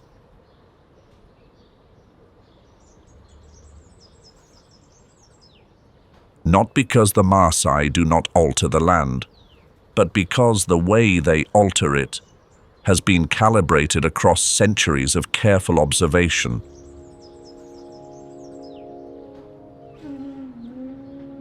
The Kalahari poses one question to every creature that lives within it. Not whether you are strong enough, not whether you are fast enough. The question is this: what will you become when there is not enough? The Kalahari is not a desert in the climatological sense, a true desert.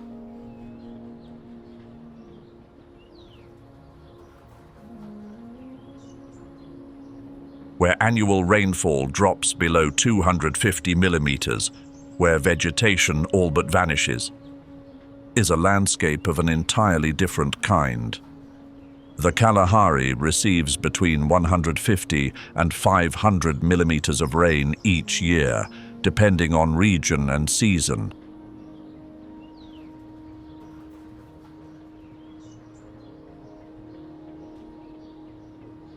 Enough to sustain a continuous grass cover, enough to support sparse acacia and terminalia woodland, enough to allow a multi-layered ecosystem to persist.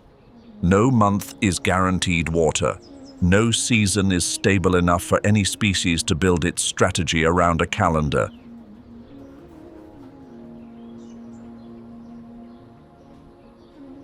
This is a qualitatively different selective pressure from low variability environments, not how to perform well under average conditions, but how to survive under the worst.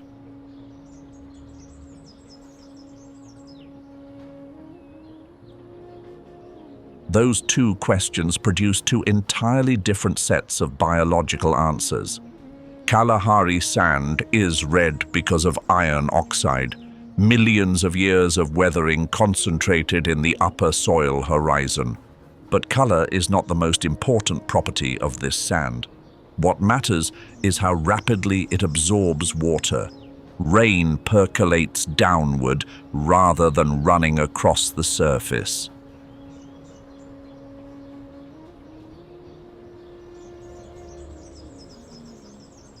Even after the heaviest downpour, the surface dries within hours.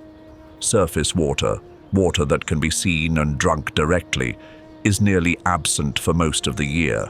The sole exception is the pan.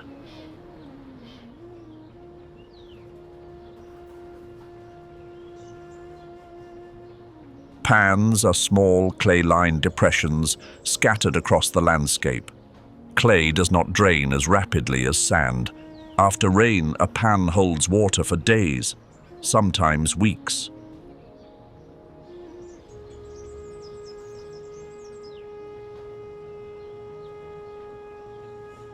During that window, the pan becomes the focal point of all biological activity across a radius of many kilometers. Impala, gemsbok, springbok, grazers converge on the pan from every direction. Predators know this. They do not need to track prey.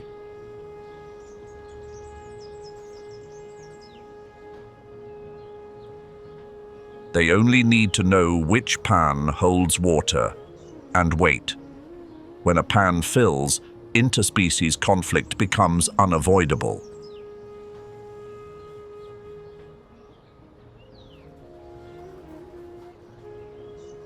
Spotted hyenas arrive before dawn, when darkness still provides enough cover for a silent approach.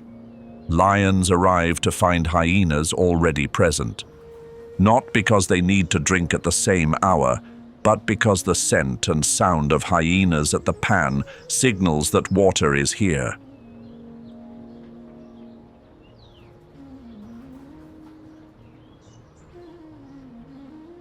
The cheetah approaches from a different direction, further out, more cautious. The only one of the three without a defensive weapon if the encounter turns direct. Prey drink in time windows. No window is truly safe.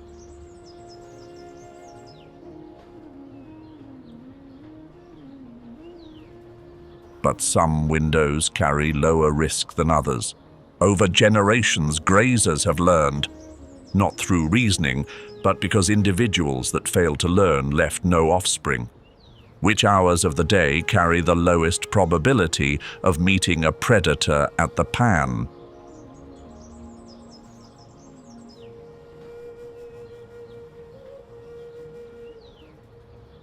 The schedule of the pan becomes the schedule of the entire ecosystem. This is not a metaphor. It is a physical mechanism. Water determines when and where every encounter takes place. Acacia defines the structural framework of the Kalahari, not because of its size or drama, but because it does two things no other plant in the region does as well.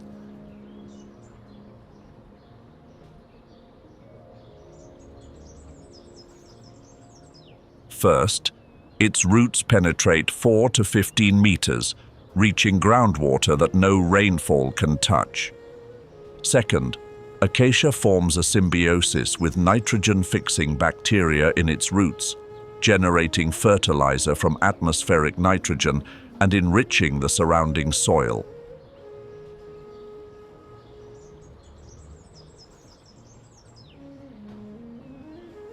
This creates a local microclimate, Soil beneath an acacia canopy is richer in nitrogen, more moisture retentive, and shaded from direct solar radiation.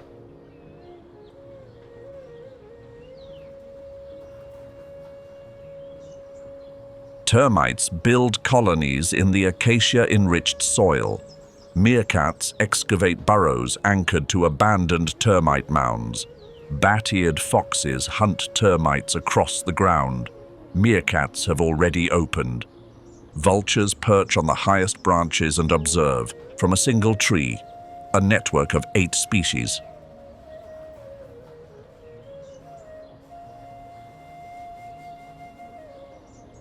The Kalahari is not impoverished in biodiversity. It distributes biodiversity in ways a passing observer cannot immediately see.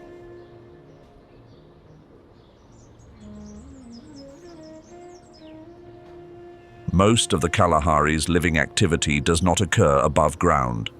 It happens below.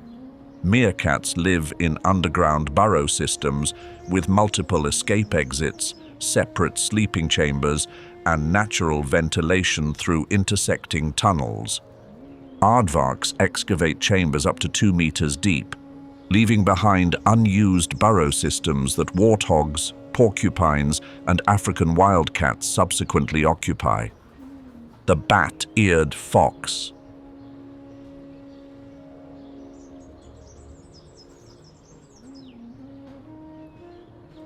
With hearing sharp enough to detect termites gnawing beneath 5 centimeters of soil, is among the most specialized hunters in the Kalahari. It does not chase, does not ambush, only listens and digs.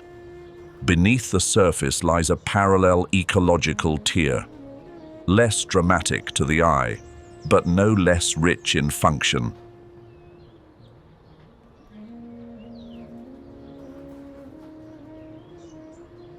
The lions of the Kalahari are unlike the lions of the Serengeti, not in form, but in strategy and pride structure. A lioness in the Maasai Mara can sustain herself within a territory of 20 square kilometers, where prey density is high and predictable. A lioness in the Kalahari requires a territory many times larger, sometimes hundreds of square kilometers, because prey disperses according to where and when the pans fill.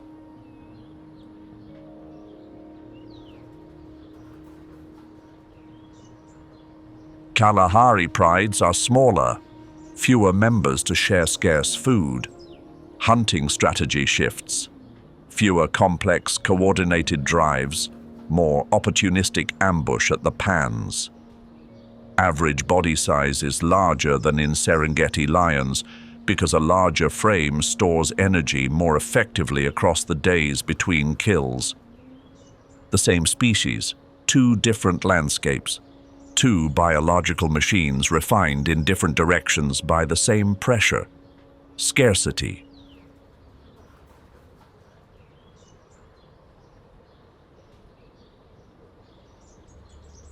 The Kalahari teaches this lesson by carving it into every body that lives within it.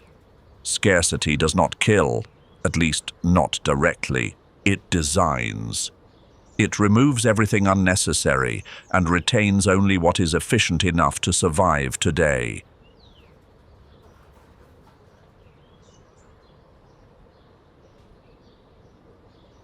The result is an ecosystem so lean it borders on the irrational. Nothing wasted, nothing surplus, nothing that can be removed without leaving a gap.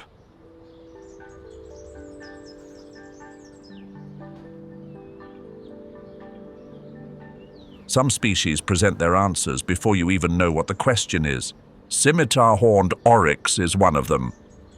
Horns, nearly a meter long, curving back in the arc of a Persian scimitar. A white coat that reflects rather than absorbs sunlight. A nose disproportionately large for the body.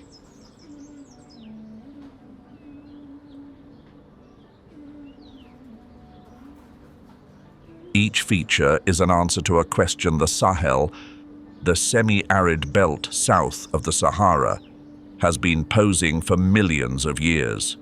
How do you survive where water is nearly absent and temperatures are high enough to denature protein?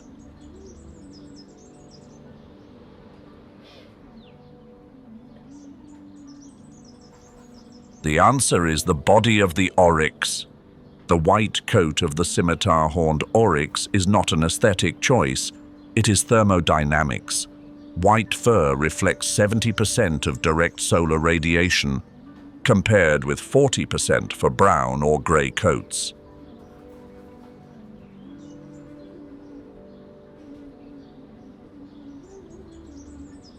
In an environment where air temperature reaches 45 degrees Celsius, and direct solar radiation adds a further 10 to 15 degrees, every percentage point of radiation reflected is metabolic energy that does not need to be spent on cooling.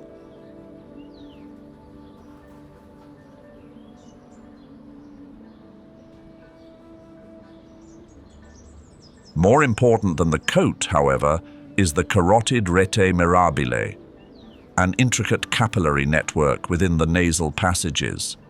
As hot air passes through the nose, blood traveling from the heart to the brain flows through this network counter to the stream of moisture evaporating from the mucous membranes.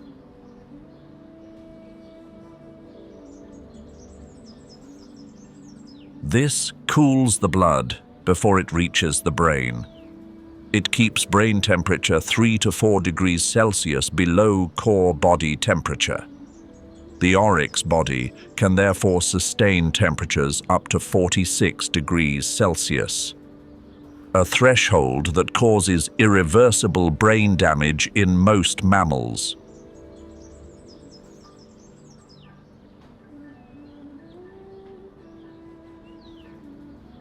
Without loss of neurological function, rather than sweating to dissipate heat, the oryx accumulates heat through the day and releases it at night when temperatures fall. No water needed for evaporative cooling. No water needed to drink for weeks at a time, provided food retains enough moisture.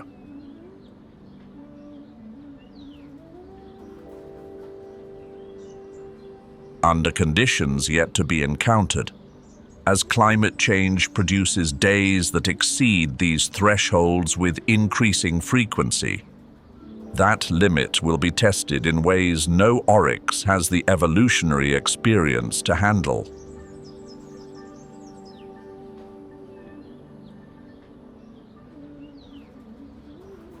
The horns of Oryx dama tell a different story. The horns were not designed as anti-predator weapons. That is not their primary function. They were shaped, or rather selected, for ritualized combat between competing males.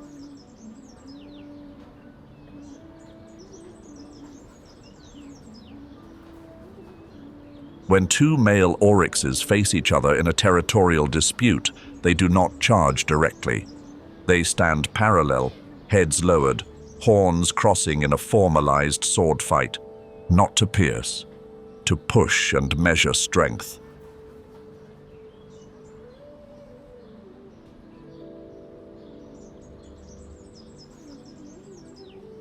The weaker animal retreats before injury occurs, because both parties are wired to recognize the signals of defeat and withdraw before real damage is done. A male willing to sustain serious injury in intraspecific combat is a male squandering an evolutionary resource. But when a predator appears, when a cheetah or leopard closes to within striking range,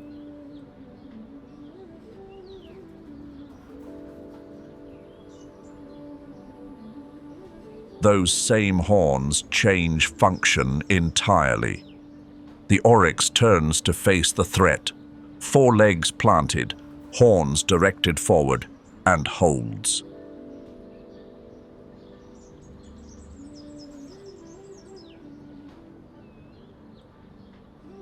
The cheetah is built to hunt through speed and surprise. Its ideal scenario: approach from cover, close the distance to 30 meters, accelerate, take the prey as it flees.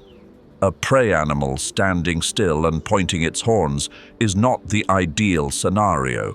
Speed is no advantage without a direction to run. Surprise is gone the moment the prey looks directly back.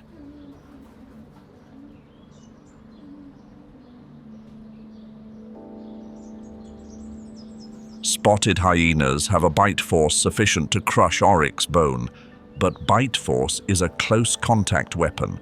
To reach close contact, the hyena must pass within horn range. A single oryx horn can penetrate the abdominal wall of an adult hyena with enough force to inflict a fatal wound.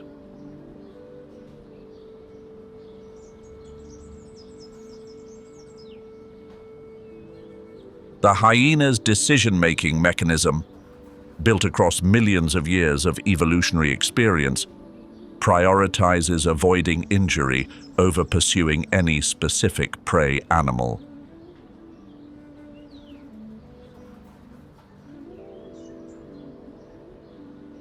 There are enough hornless prey on the landscape. The risk posed by a standing horned prey animal exceeds its potential nutritional value. The hyena calculates and withdraws.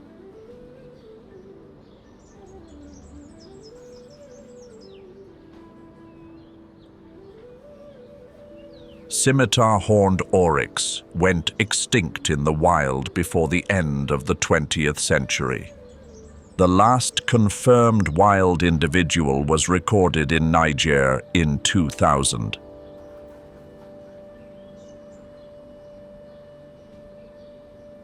Not because its physiology failed, not because it lost an evolutionary competition. It disappeared because of guns, because of off-road vehicles, because humans developed tools of elimination faster than any selective pressure, that the oryx's biological machinery could prepare for within the available time.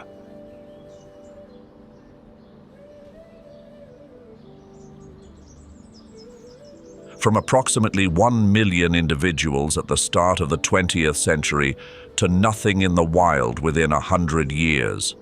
This is a rate of decline without precedent in the fossil record for any megafauna lost to causes other than an asteroid.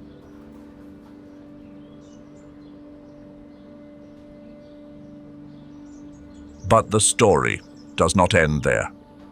Through the decades of decline, zoos and private ranches in the United States, Europe, and the Arabian Gulf maintained captive herds.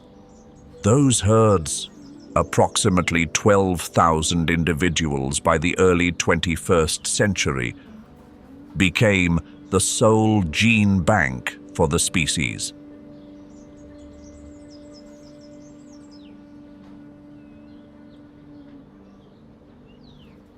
In 2016, under a program coordinated by the Smithsonian Conservation Biology Institute and the government of Chad, scimitar-horned oryx were reintroduced into the Wadi Rimeh Wadi Akim Wildlife Reserve.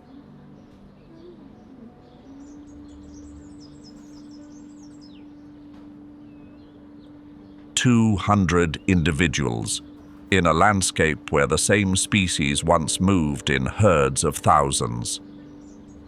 What is remarkable is not that the reintroduction succeeded. What is remarkable is that not one of those 200 animals had ever lived in the wild.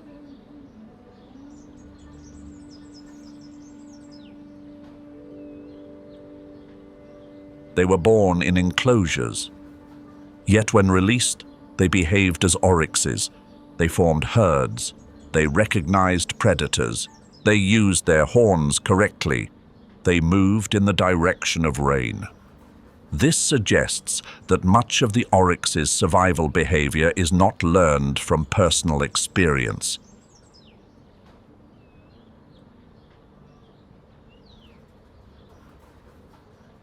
It is encoded. Millions of years of collective species experience exist not as memory, but as neural architecture. And that architecture survived decades of captivity intact.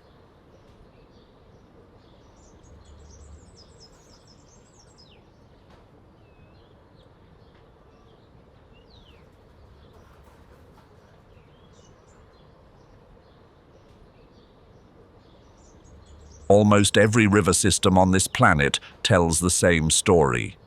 Water flows from high ground to low, from mountains to the sea, from continent to ocean. That is the default behavior of water on a planet with gradient and gravity.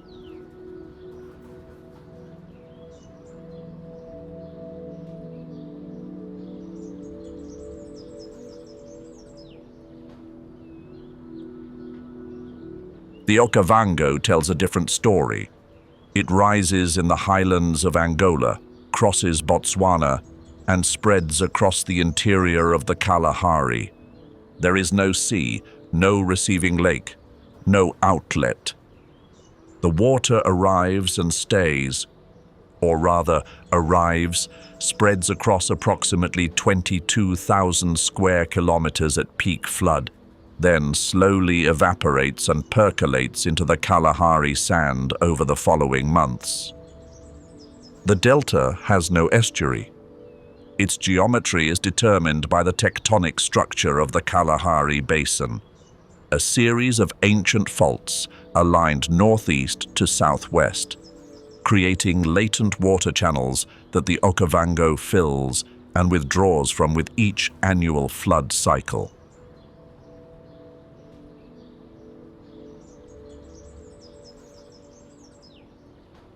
Geologically, this is a site where the African continent is slowly rifting along the East African Rift Valley. The Okavango sits on one of the diverging arms of that rift. Several million years from now, this place may be an inland sea. For now, it is an island of water in the middle of a desert. What makes the Okavango ecologically distinctive is not simply its existence, it is its timing. Rain falls over Botswana between December and March, but the Okavango flood comes from rain falling in Angola, more than 1,000 kilometers to the north.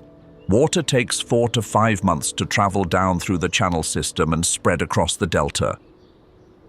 The flood peaks in the center of the delta around July, the height of Botswana's dry season, when the surrounding savanna is at its driest.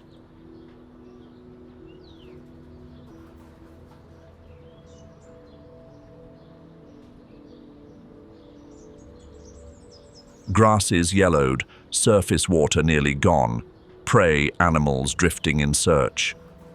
The Okavango floods, not incrementally, completely. Ground that was dry the month before becomes open water. Sand islands surrounded by mirror-flat surface. Papyrus growing tall enough to block sightlines from ground level. This is not merely geography. It is an inversion of ecological logic. Elsewhere, water and prey arrive together. Here, water arrives when everything else has run out.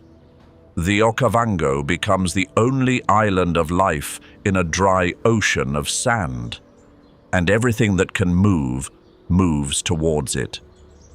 Elephants from Chobe, hundreds of kilometers distant, begin their journey in June when the last pans along their route dry out.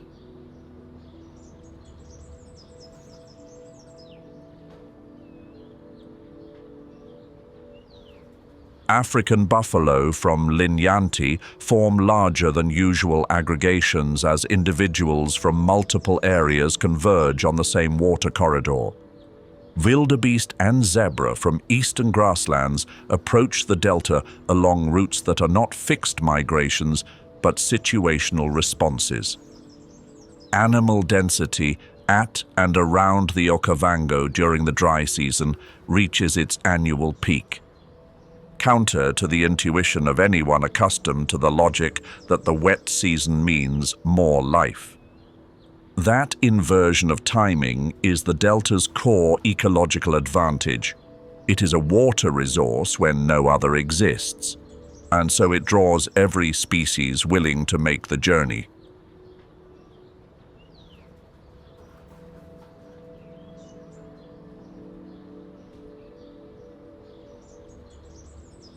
The Cheetah does not migrate to the Okavango. It lives there year-round and cannot live anywhere else. It is an antelope designed for a habitat most antelopes cannot survive. True swamp, chest-deep water, vegetation so dense that light does not penetrate. The Cheetah's hooves are considerably longer than those of antelopes of comparable size. When standing on soft mud, they splay wide, distributing weight rather than piercing downward and becoming trapped.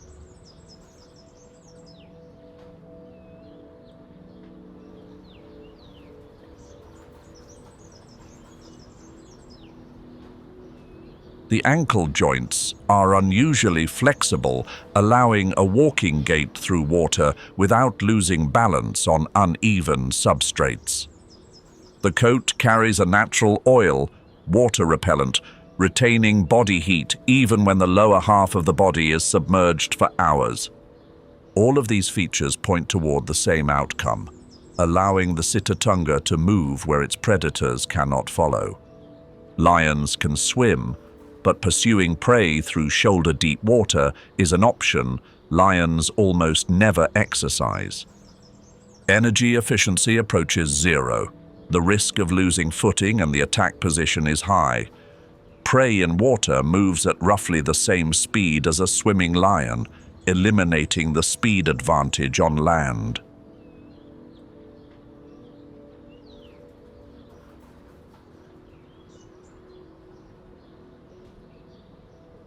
The leopard, the only large cat that genuinely hunts in the Okavango swamp, poses a more serious threat to the Cheetah.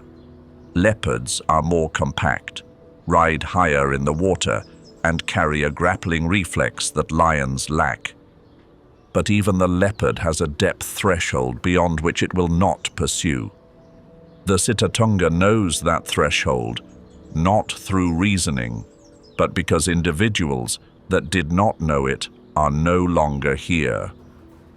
The tactic is not only water. Papyrus grows so densely in the Okavango channels that it forms vegetation walls 4 to 5 meters high. Impenetrable to sight, impassable without a known path. The Cheetah lives and moves through these walls along routes it has created through months of repeated use. Underwater trails, tunnels through the vegetation, gaps wide enough for its body and narrower than a lion's.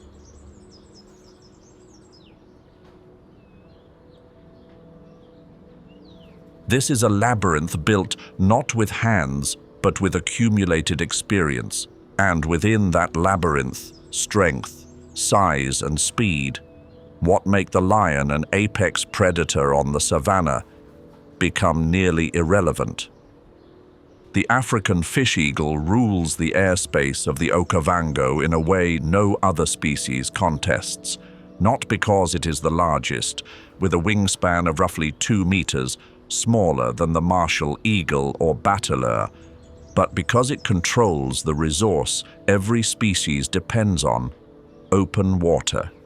Each pair of fish eagles holds a section of channel and defends it against all birds of comparable size.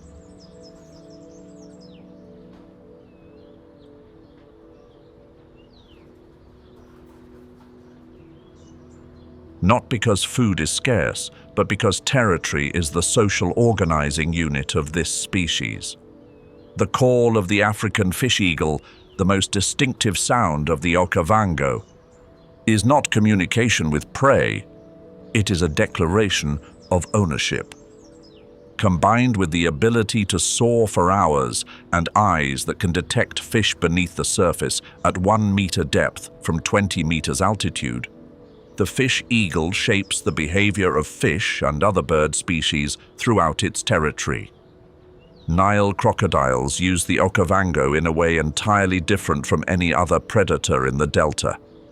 They do not chase, they do not ambush, they wait. With a patience no warm-blooded animal can sustain.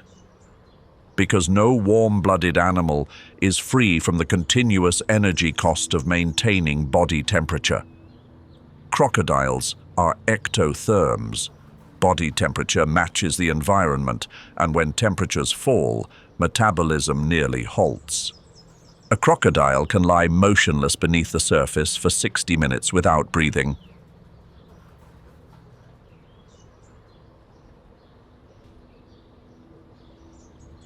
During those 60 minutes, it expends almost nothing. This enables a strategy no other predator can maintain: indefinite waiting at the fixed points where prey must come. The water's edge, sandbars where wildebeest and zebra must cross to ford the channel. Narrow points in the channel where the water is shallow and prey must wade. The Okavango is a place where each species has found its own answer to the same question the water poses. The Sitatunga uses water as a wall. The crocodile uses water as a trap. The fish eagle uses water as an exclusive food store, and prey must navigate all of those answers just to drink.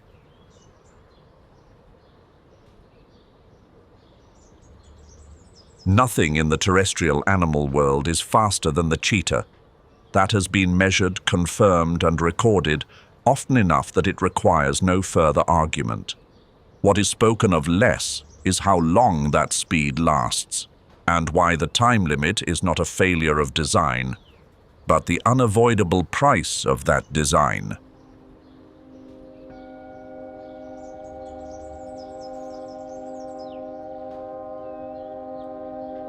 The cheetah reaches 100 to 115 kilometers per hour over a period of 20 to 30 seconds. Then performance drops suddenly. Not gradually, not progressively, suddenly. The body is forced to decelerate because muscle temperature rises to the threshold at which enzymes cannot function. The cheetah's musculature, particularly the hindquarter and back muscle groups, carries an unusually high proportion of fast-twitch fibers compared with any other cat. Fast-twitch fibers contract far more rapidly than slow-twitch fibers. They generate greater force per contraction. But they operate exclusively through the anaerobic metabolic pathway, requiring no oxygen, drawing only on stored glycogen. And that pathway produces heat and lactate as unavoidable byproducts. Internal muscle temperature after a maximum effort chase rises to 39 to 41 degrees Celsius.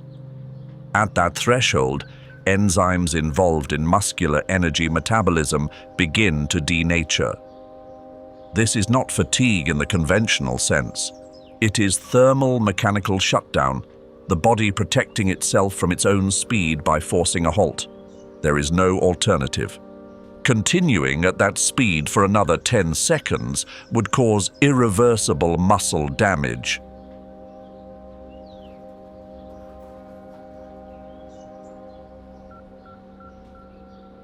This creates a consequence that every other predator in the ecosystem learns through experience. The moment immediately after a cheetah completes a successful hunt is when it is most vulnerable. A cheetah requires 20 to 30 minutes lying flat, breathing hard, eyes closed, radiating heat, before it can run again. During that window, it cannot defend the kill, cannot flee, cannot respond to any threat. Spotted hyenas have learned this.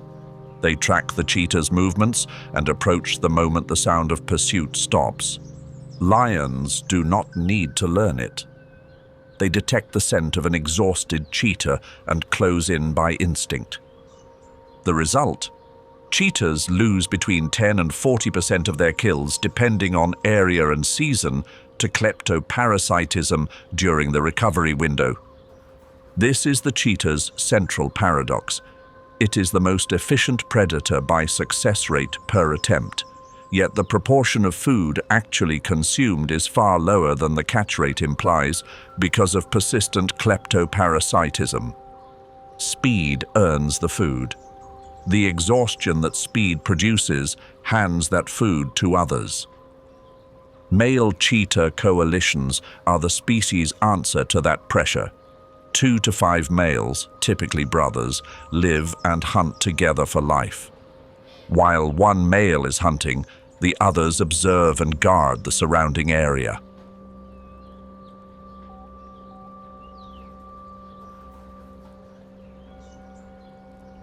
When prey is taken and the first male is recovering, the others can intercept hyenas or warn of approaching lions. The effectiveness of kill protection increases substantially. Not because any one male is strong enough to confront a lion or a hyena clan, but because the presence of multiple animals raises the perceived risk for would-be thieves. African wild dogs use a strategy entirely opposite to the cheetah. No fast twitch fibers, no peak speed, but also no 30-second limit. Wild dogs run at 70 kilometers per hour for 5 to 10 kilometers, without slowing, without stopping, without needing recovery. The prey exhausts. The wild dogs do not. This is an entirely different energy strategy, not a brief peak, but sustained pressure. Where cheetahs and wild dogs share the same landscape as they do across parts of the Okavango and Kalahari, they do not compete directly because they do not use the same prey or the same strategy. Cheetahs hunt gazelle and impala in open ground. Wild dogs hunt impala and kudu in dense bush and open woodland, where peak speed offers no advantage because the running lines are obstructed.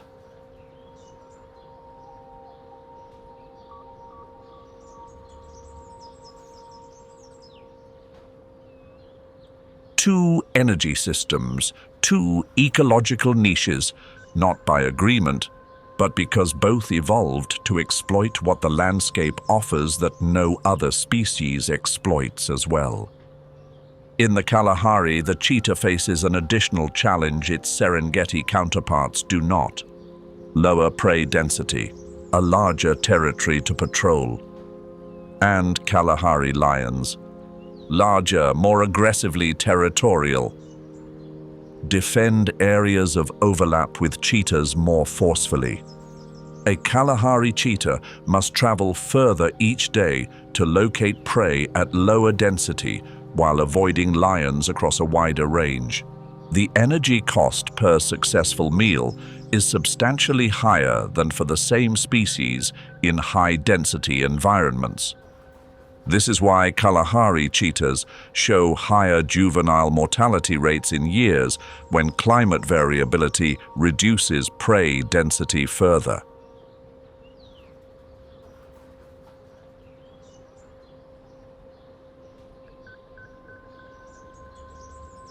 Not because their skill is inferior, but because their energy system, brief peak, long recovery, narrow margin, has very little capacity to absorb any additional deficit.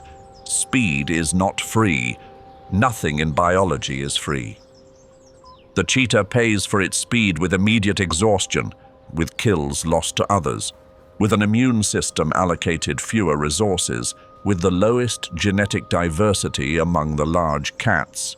Because the species passed through at least one severe evolutionary bottleneck approximately 10,000 years ago, reducing to a very small number of survivors, from whom all living cheetahs descend. It is the fastest animal on land, and that is both what makes it extraordinary and what makes it vulnerable in ways no other species shares in quite the same form.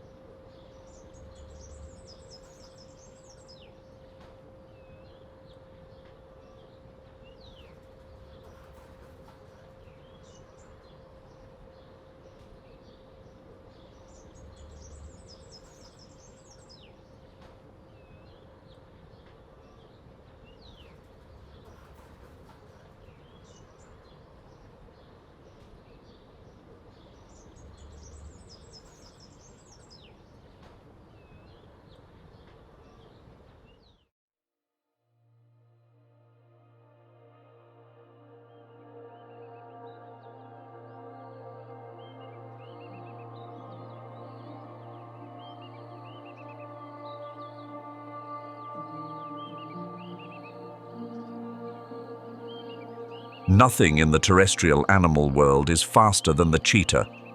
That has been measured, confirmed, and recorded, often enough that it requires no further argument. What is spoken of less is how long that speed lasts, and why the time limit is not a failure of design, but the unavoidable price of that design. The cheetah reaches 100 to 115 kilometers per hour over a period of 20 to 30 seconds, then performance drops suddenly. Not gradually, not progressively, suddenly. The body is forced to decelerate because muscle temperature rises to the threshold at which enzymes cannot function. The cheetah's musculature, particularly the hindquarter and back muscle groups, carries an unusually high proportion of fast-twitch fibers compared with any other cat. Fast-twitch fibers contract far more rapidly than slow-twitch fibers. They generate greater force per contraction.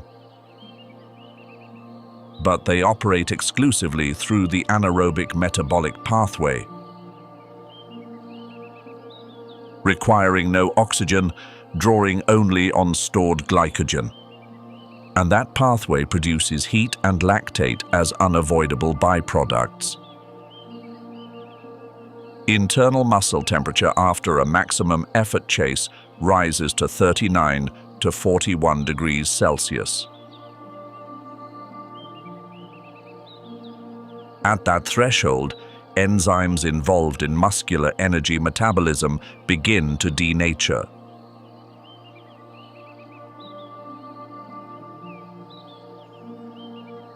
This is not fatigue in the conventional sense. It is thermal mechanical shutdown, the body protecting itself from its own speed by forcing a halt. There is no alternative. Continuing at that speed for another 10 seconds would cause irreversible muscle damage.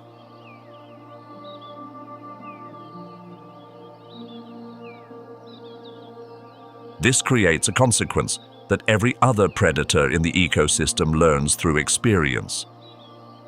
The moment immediately after a cheetah completes a successful hunt is when it is most vulnerable. A cheetah requires 20 to 30 minutes lying flat, breathing hard, eyes closed, radiating heat, before it can run again.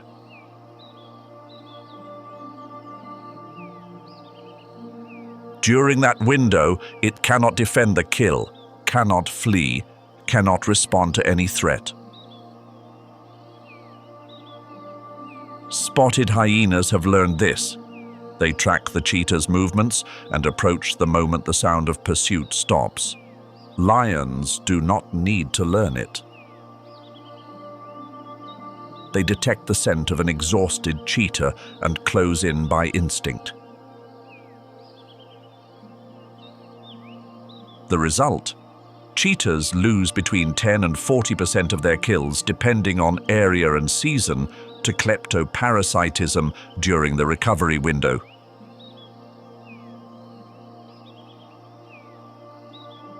This is the cheetah's central paradox. It is the most efficient predator by success rate per attempt. Yet the proportion of food actually consumed is far lower than the catch rate implies.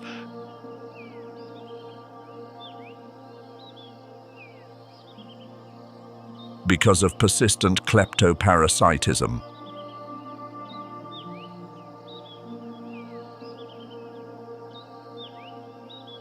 Speed earns the food.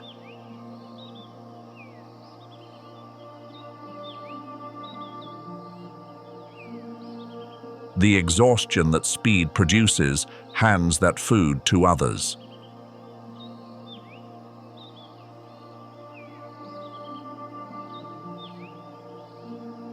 Male cheetah coalitions are the species' answer to that pressure. 2 to 5 males, typically brothers, live and hunt together for life. While one male is hunting, the others observe and guard the surrounding area. When prey is taken and the first male is recovering, the others can intercept hyenas or warn of approaching lions. The effectiveness of kill protection increases substantially. Not because any one male is strong enough to confront a lion or a hyena clan, but because the presence of multiple animals raises the perceived risk for would-be thieves.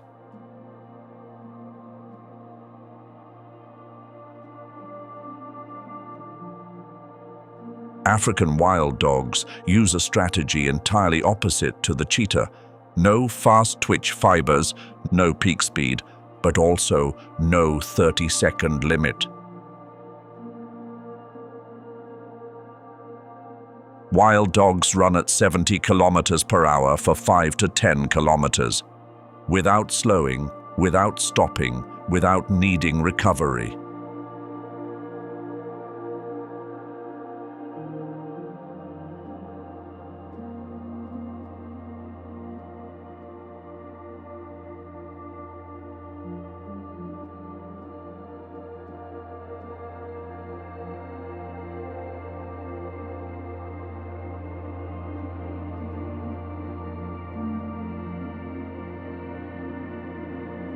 The prey exhausts. The wild dogs do not. This is an entirely different energy strategy, not a brief peak, but sustained pressure.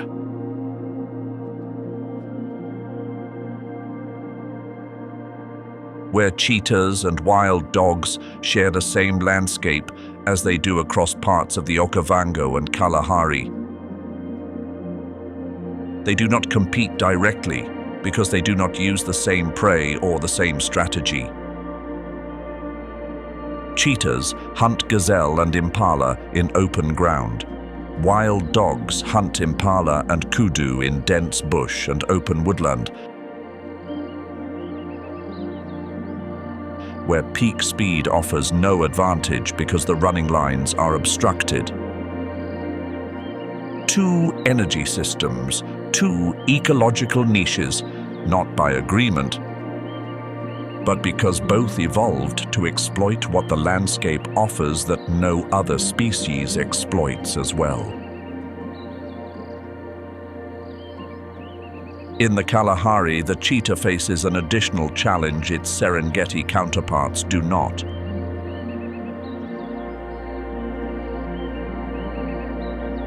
Lower prey density, a larger territory to patrol, and Kalahari lions.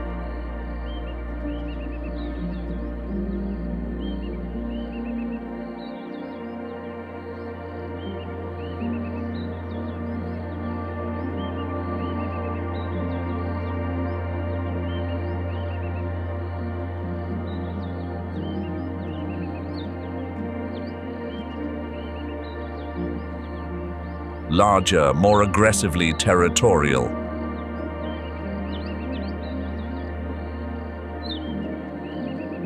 Defend areas of overlap with cheetahs more forcefully.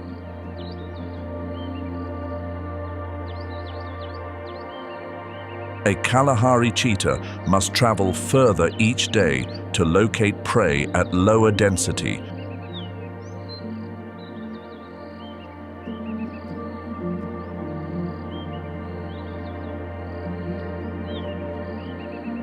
while avoiding lions across a wider range. The energy cost per successful meal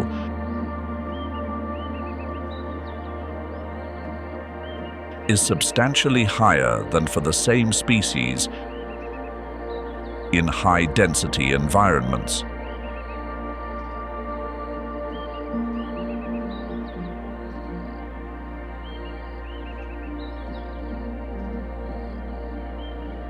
This is why Kalahari cheetahs show higher juvenile mortality rates in years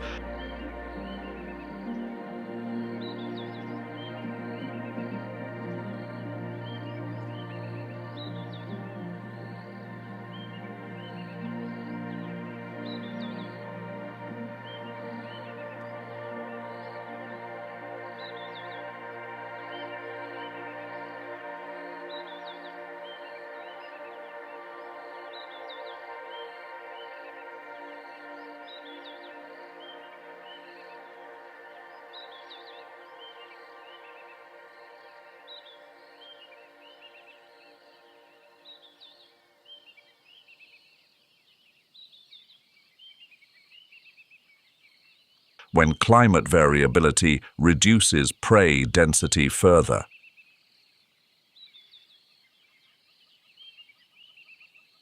Not because their skill is inferior, but because their energy system, brief peak, long recovery, narrow margin, has very little capacity to absorb any additional deficit. Speed is not free. Nothing in biology is free.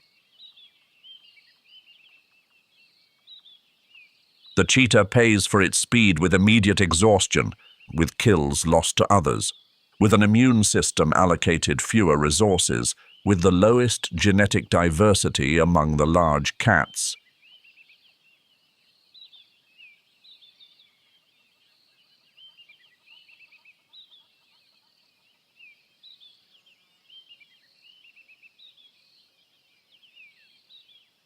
Because the species passed through at least one severe evolutionary bottleneck approximately 10,000 years ago, reducing to a very small number of survivors, from whom all living cheetahs descend.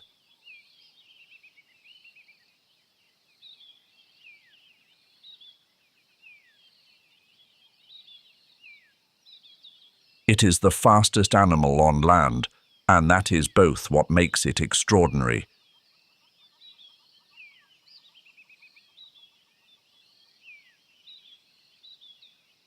and what makes it vulnerable in ways no other species shares in quite the same form.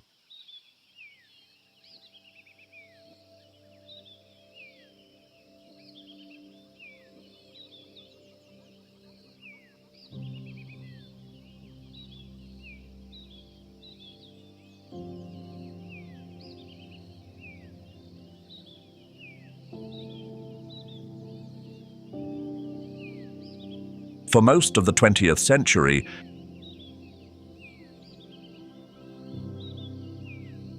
ecology described the relationship between predator and prey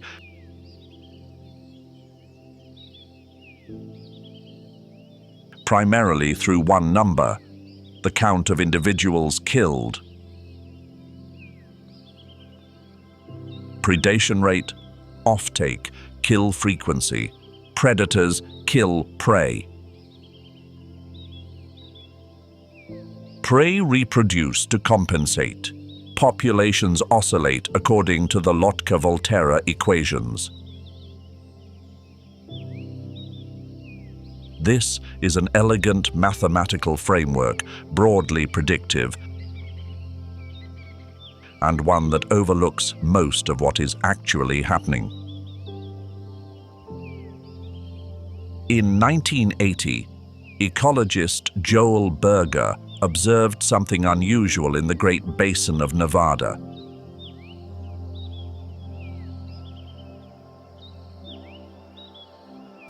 A population of pronghorn antelope, a species native to the region, did not avoid the routes that predators had used for thousands of years. Even though those predators had been absent from the region for decades. But when Berger exposed the pronghorn to wolf fur, a species locally extinct since the 19th century, they responded with a fear reaction equivalent to the wolf being present. A biological memory no one had taught that generation. A response to a threat not one of them had ever encountered. This was the first clear evidence of what would later be called the ecology of fear. Prey behavior is shaped not only by predators currently present,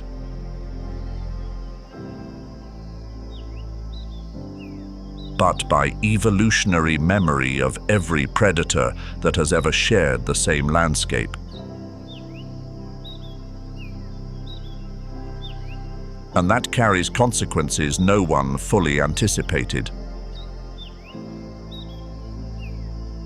In 1995, wolves were reintroduced into Yellowstone after 70 years of absence. Over the following decade, what changed was not only the number of elk. What changed was where elk went and what they did. Elk stopped grazing in river valleys, even where forage was abundant, because river valleys offer poor escape routes and give wolves the advantage. The absence of elk from river valleys meant willows and aspens regrew. After decades of being stripped bare, regrowth meant beavers returned because the raw material for dam building was now available. Beavers meant dams. Dams meant small wetlands forming. Wetlands meant fish, amphibians, waterfowl. And what no one predicted, the course of rivers changed because riverbanks were stabilized by the roots of regrowing trees. Wolves did not change Yellowstone by killing elk. Wolves changed Yellowstone by changing what elk dared to do and what they did not.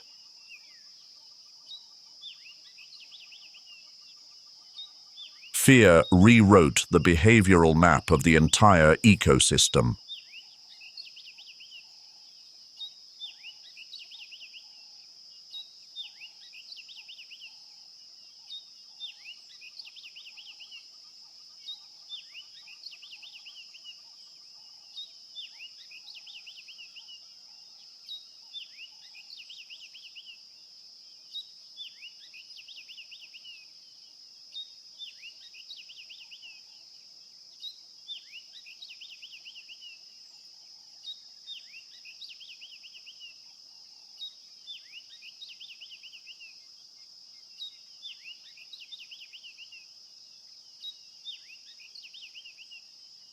In the Kalahari and the Okavango, where predator density is high and prey have no architectural refuge such as dense forest,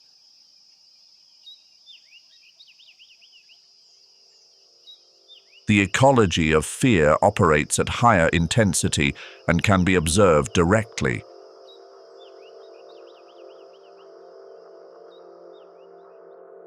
Impala grazing near the edge of open woodland never lower their heads completely. Within any impala herd at any given moment, between 15 and 20% of individuals stand upright, ears raised, scanning the full surrounding space while the rest feed. That proportion is not fixed. It rises when predator odor, urine, dung, fur, is detectable within the observable radius. It falls when the herd is in open ground with long sight lines and no scent present. What is notable is that predation pressure does not need to actually occur to produce behavioral effects. Chemical traces alone are sufficient. Spotted hyenas mark territory with anal gland secretions. An exceptionally dense, persistent white paste that persists on grass and shrubs for weeks in dry conditions.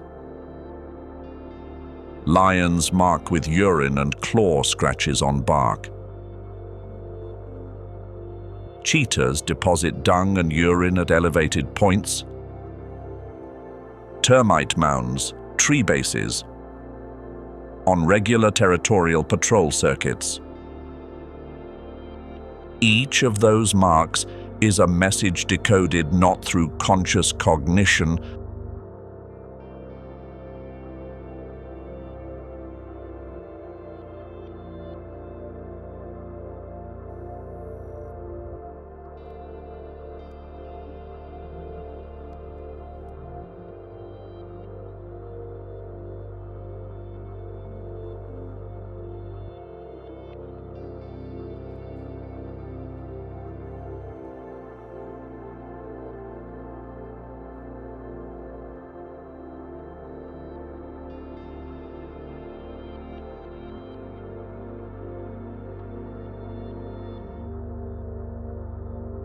but through a nervous system that responds before awareness catches up. Prey detects lion scent. Within milliseconds, cortisol rises, heart rate increases, leg muscles prime. Not a decision, a reflex refined across millions of years. The result, prey avoids that area for hours afterward, even if the lion left long ago.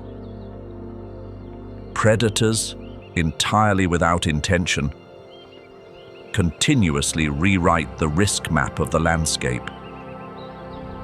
Even when they are not hunting, their presence is enough. Their traces are enough. Sometimes their sound from a distance is enough. The spotted hyena has the most complex social organization of any large carnivore in Africa.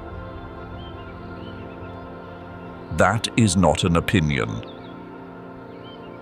It is a measurable finding from decades of research. Notably the work of Kay Holkamp at Michigan State University, who has tracked hyena clans in the Maasai Mara continuously since 1988. The social hierarchy of spotted hyenas is not determined simply by body length or strength. It is a web of relationships built over years of coalition, reconciliation, and status competition. Females dominate males in all interactions, including the youngest female dominating the largest male.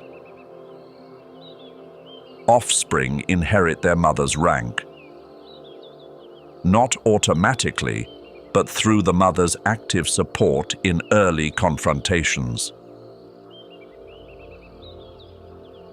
The hyena's laugh is not an expression of emotion. It is a signal of position and state. Varying in pitch, rhythm, and intensity,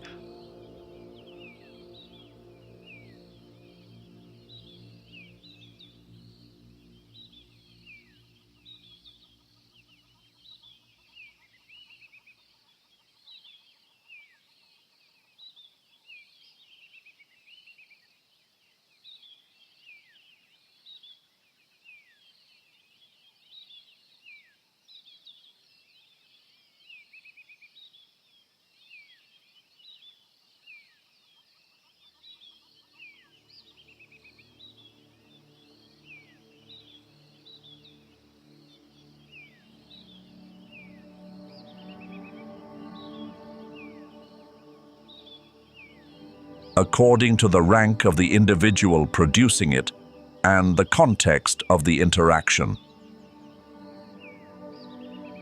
Individuals within a clan recognize each other by personal voice. Neighboring clans recognize each other's territorial boundaries through sound. Minimizing direct physical conflict through acoustic information. At night, when darkness reverses the visual advantage of most prey species, spotted hyenas operate at full capacity, while prey operates at reduced capacity.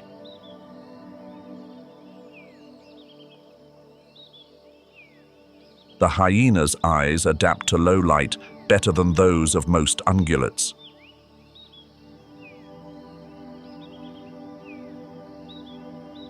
But more important than the eyes is the nose. Hyena olfaction can detect a carcass from several kilometers away and detect live prey from hundreds of meters in favorable wind.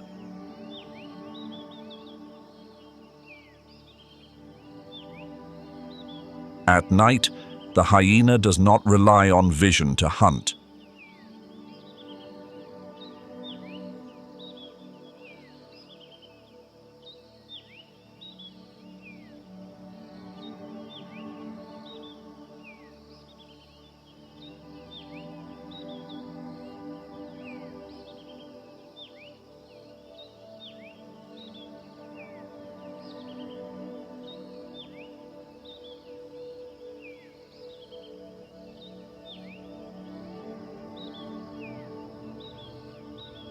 It relies on hearing, olfaction, and geographic knowledge of prey herd locations built through nightly patrol. Lionesses also hunt primarily at night and at dawn.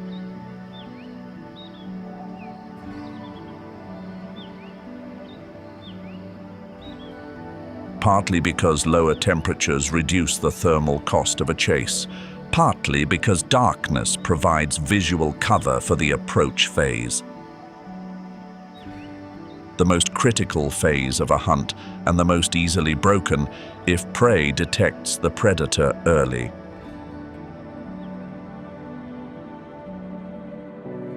But the way lionesses coordinate is unlike the hyena. Hyenas coordinate temporally. Multiple individuals attack in alternating waves, holding prey in continuous exhaustion.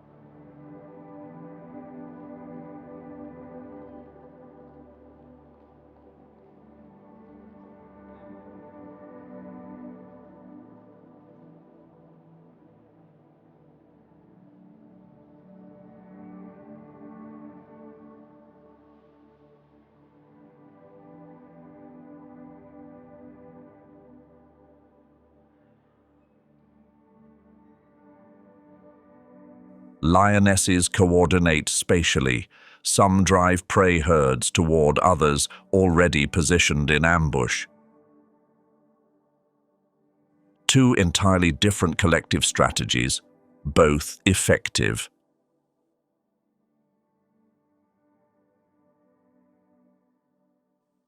Both evolved independently. The result is that prey in the Kalahari and Okavango have no time window in the 24-hour cycle, completely free from pressure. Daytime, cheetahs and lionesses. Late afternoon, cheetahs withdraw, wild dogs emerge. Night, hyenas, lionesses, leopards. Dawn, male lions leave their resting sites and patrol.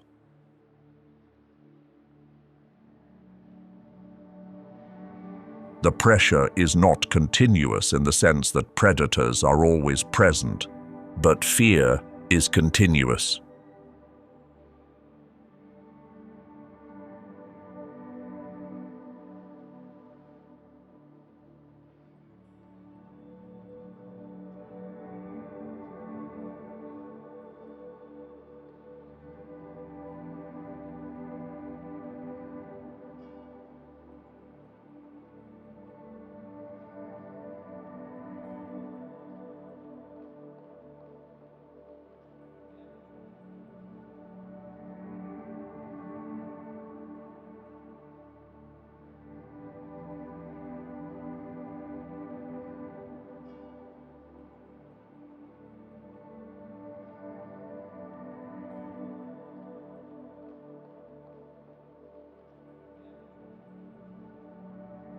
Predator scent from this spot this morning.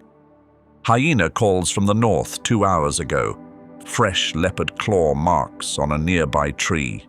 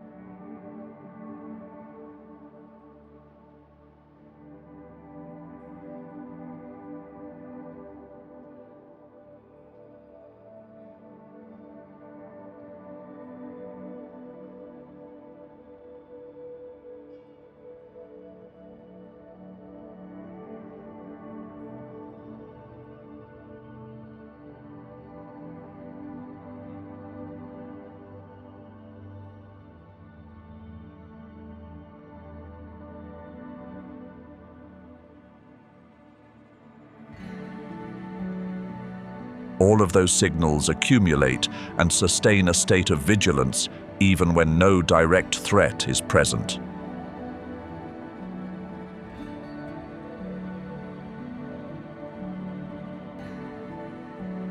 The final lesson of the ecology of fear is not about biology. It is about the nature of living in a world that contains danger.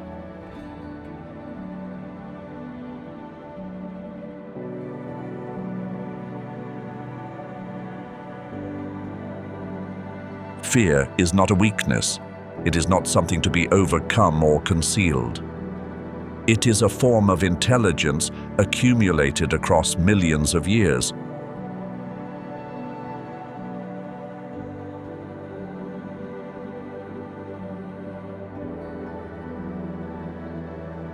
Information about what can kill you, encoded into your neural architecture by every prior generation that was afraid enough to survive and pass on its genes.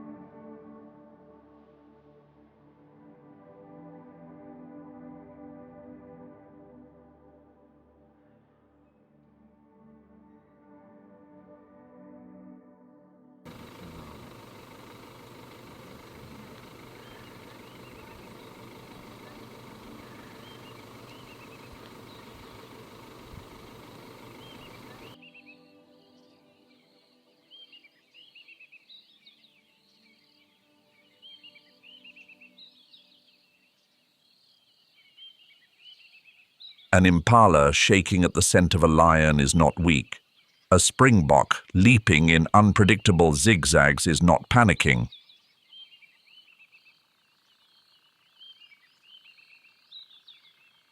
A sitatunga standing motionless beneath the water's surface with only its nostrils exposed is not paralyzed.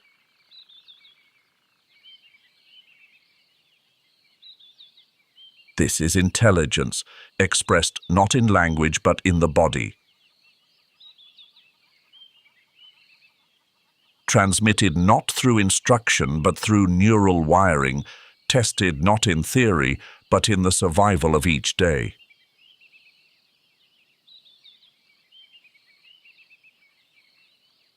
From the Kalahari Desert to the Okavango Swamp, the question the landscape poses does not change.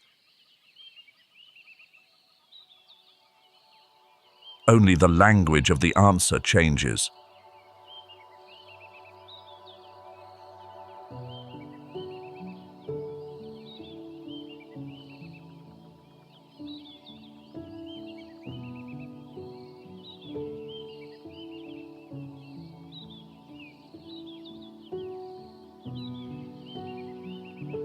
Horn or speed, water or sand, stomach at pH 1 or fast twitch fiber. Every answer is a version of the same principle. Life is not a state to be achieved. It is a continuous process of discovering the form you need to become.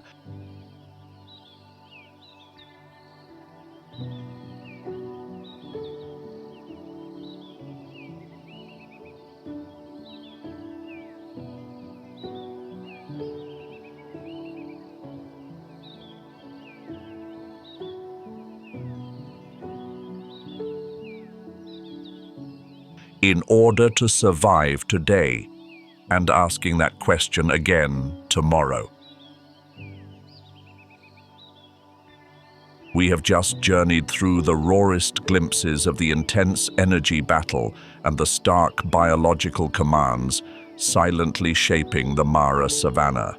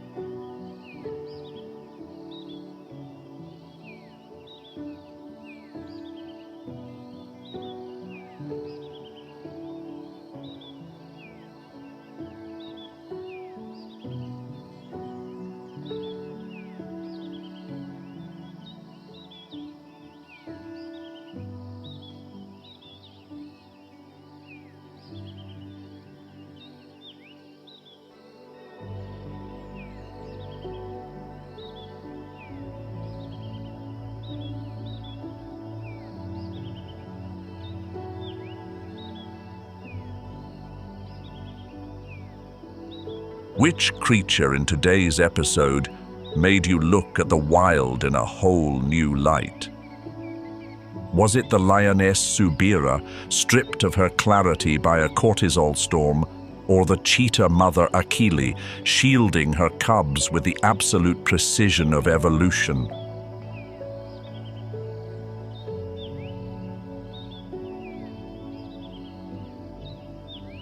Share your thoughts in the comments section below. Your profound understanding is the finest tribute to these wild creatures.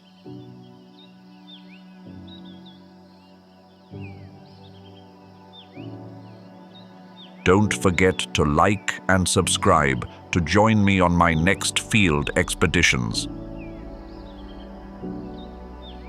where we will continue to decode the most mysterious secrets of survival. And if you want to explore even more about other wildlife, keep learning at Win or Die full episode.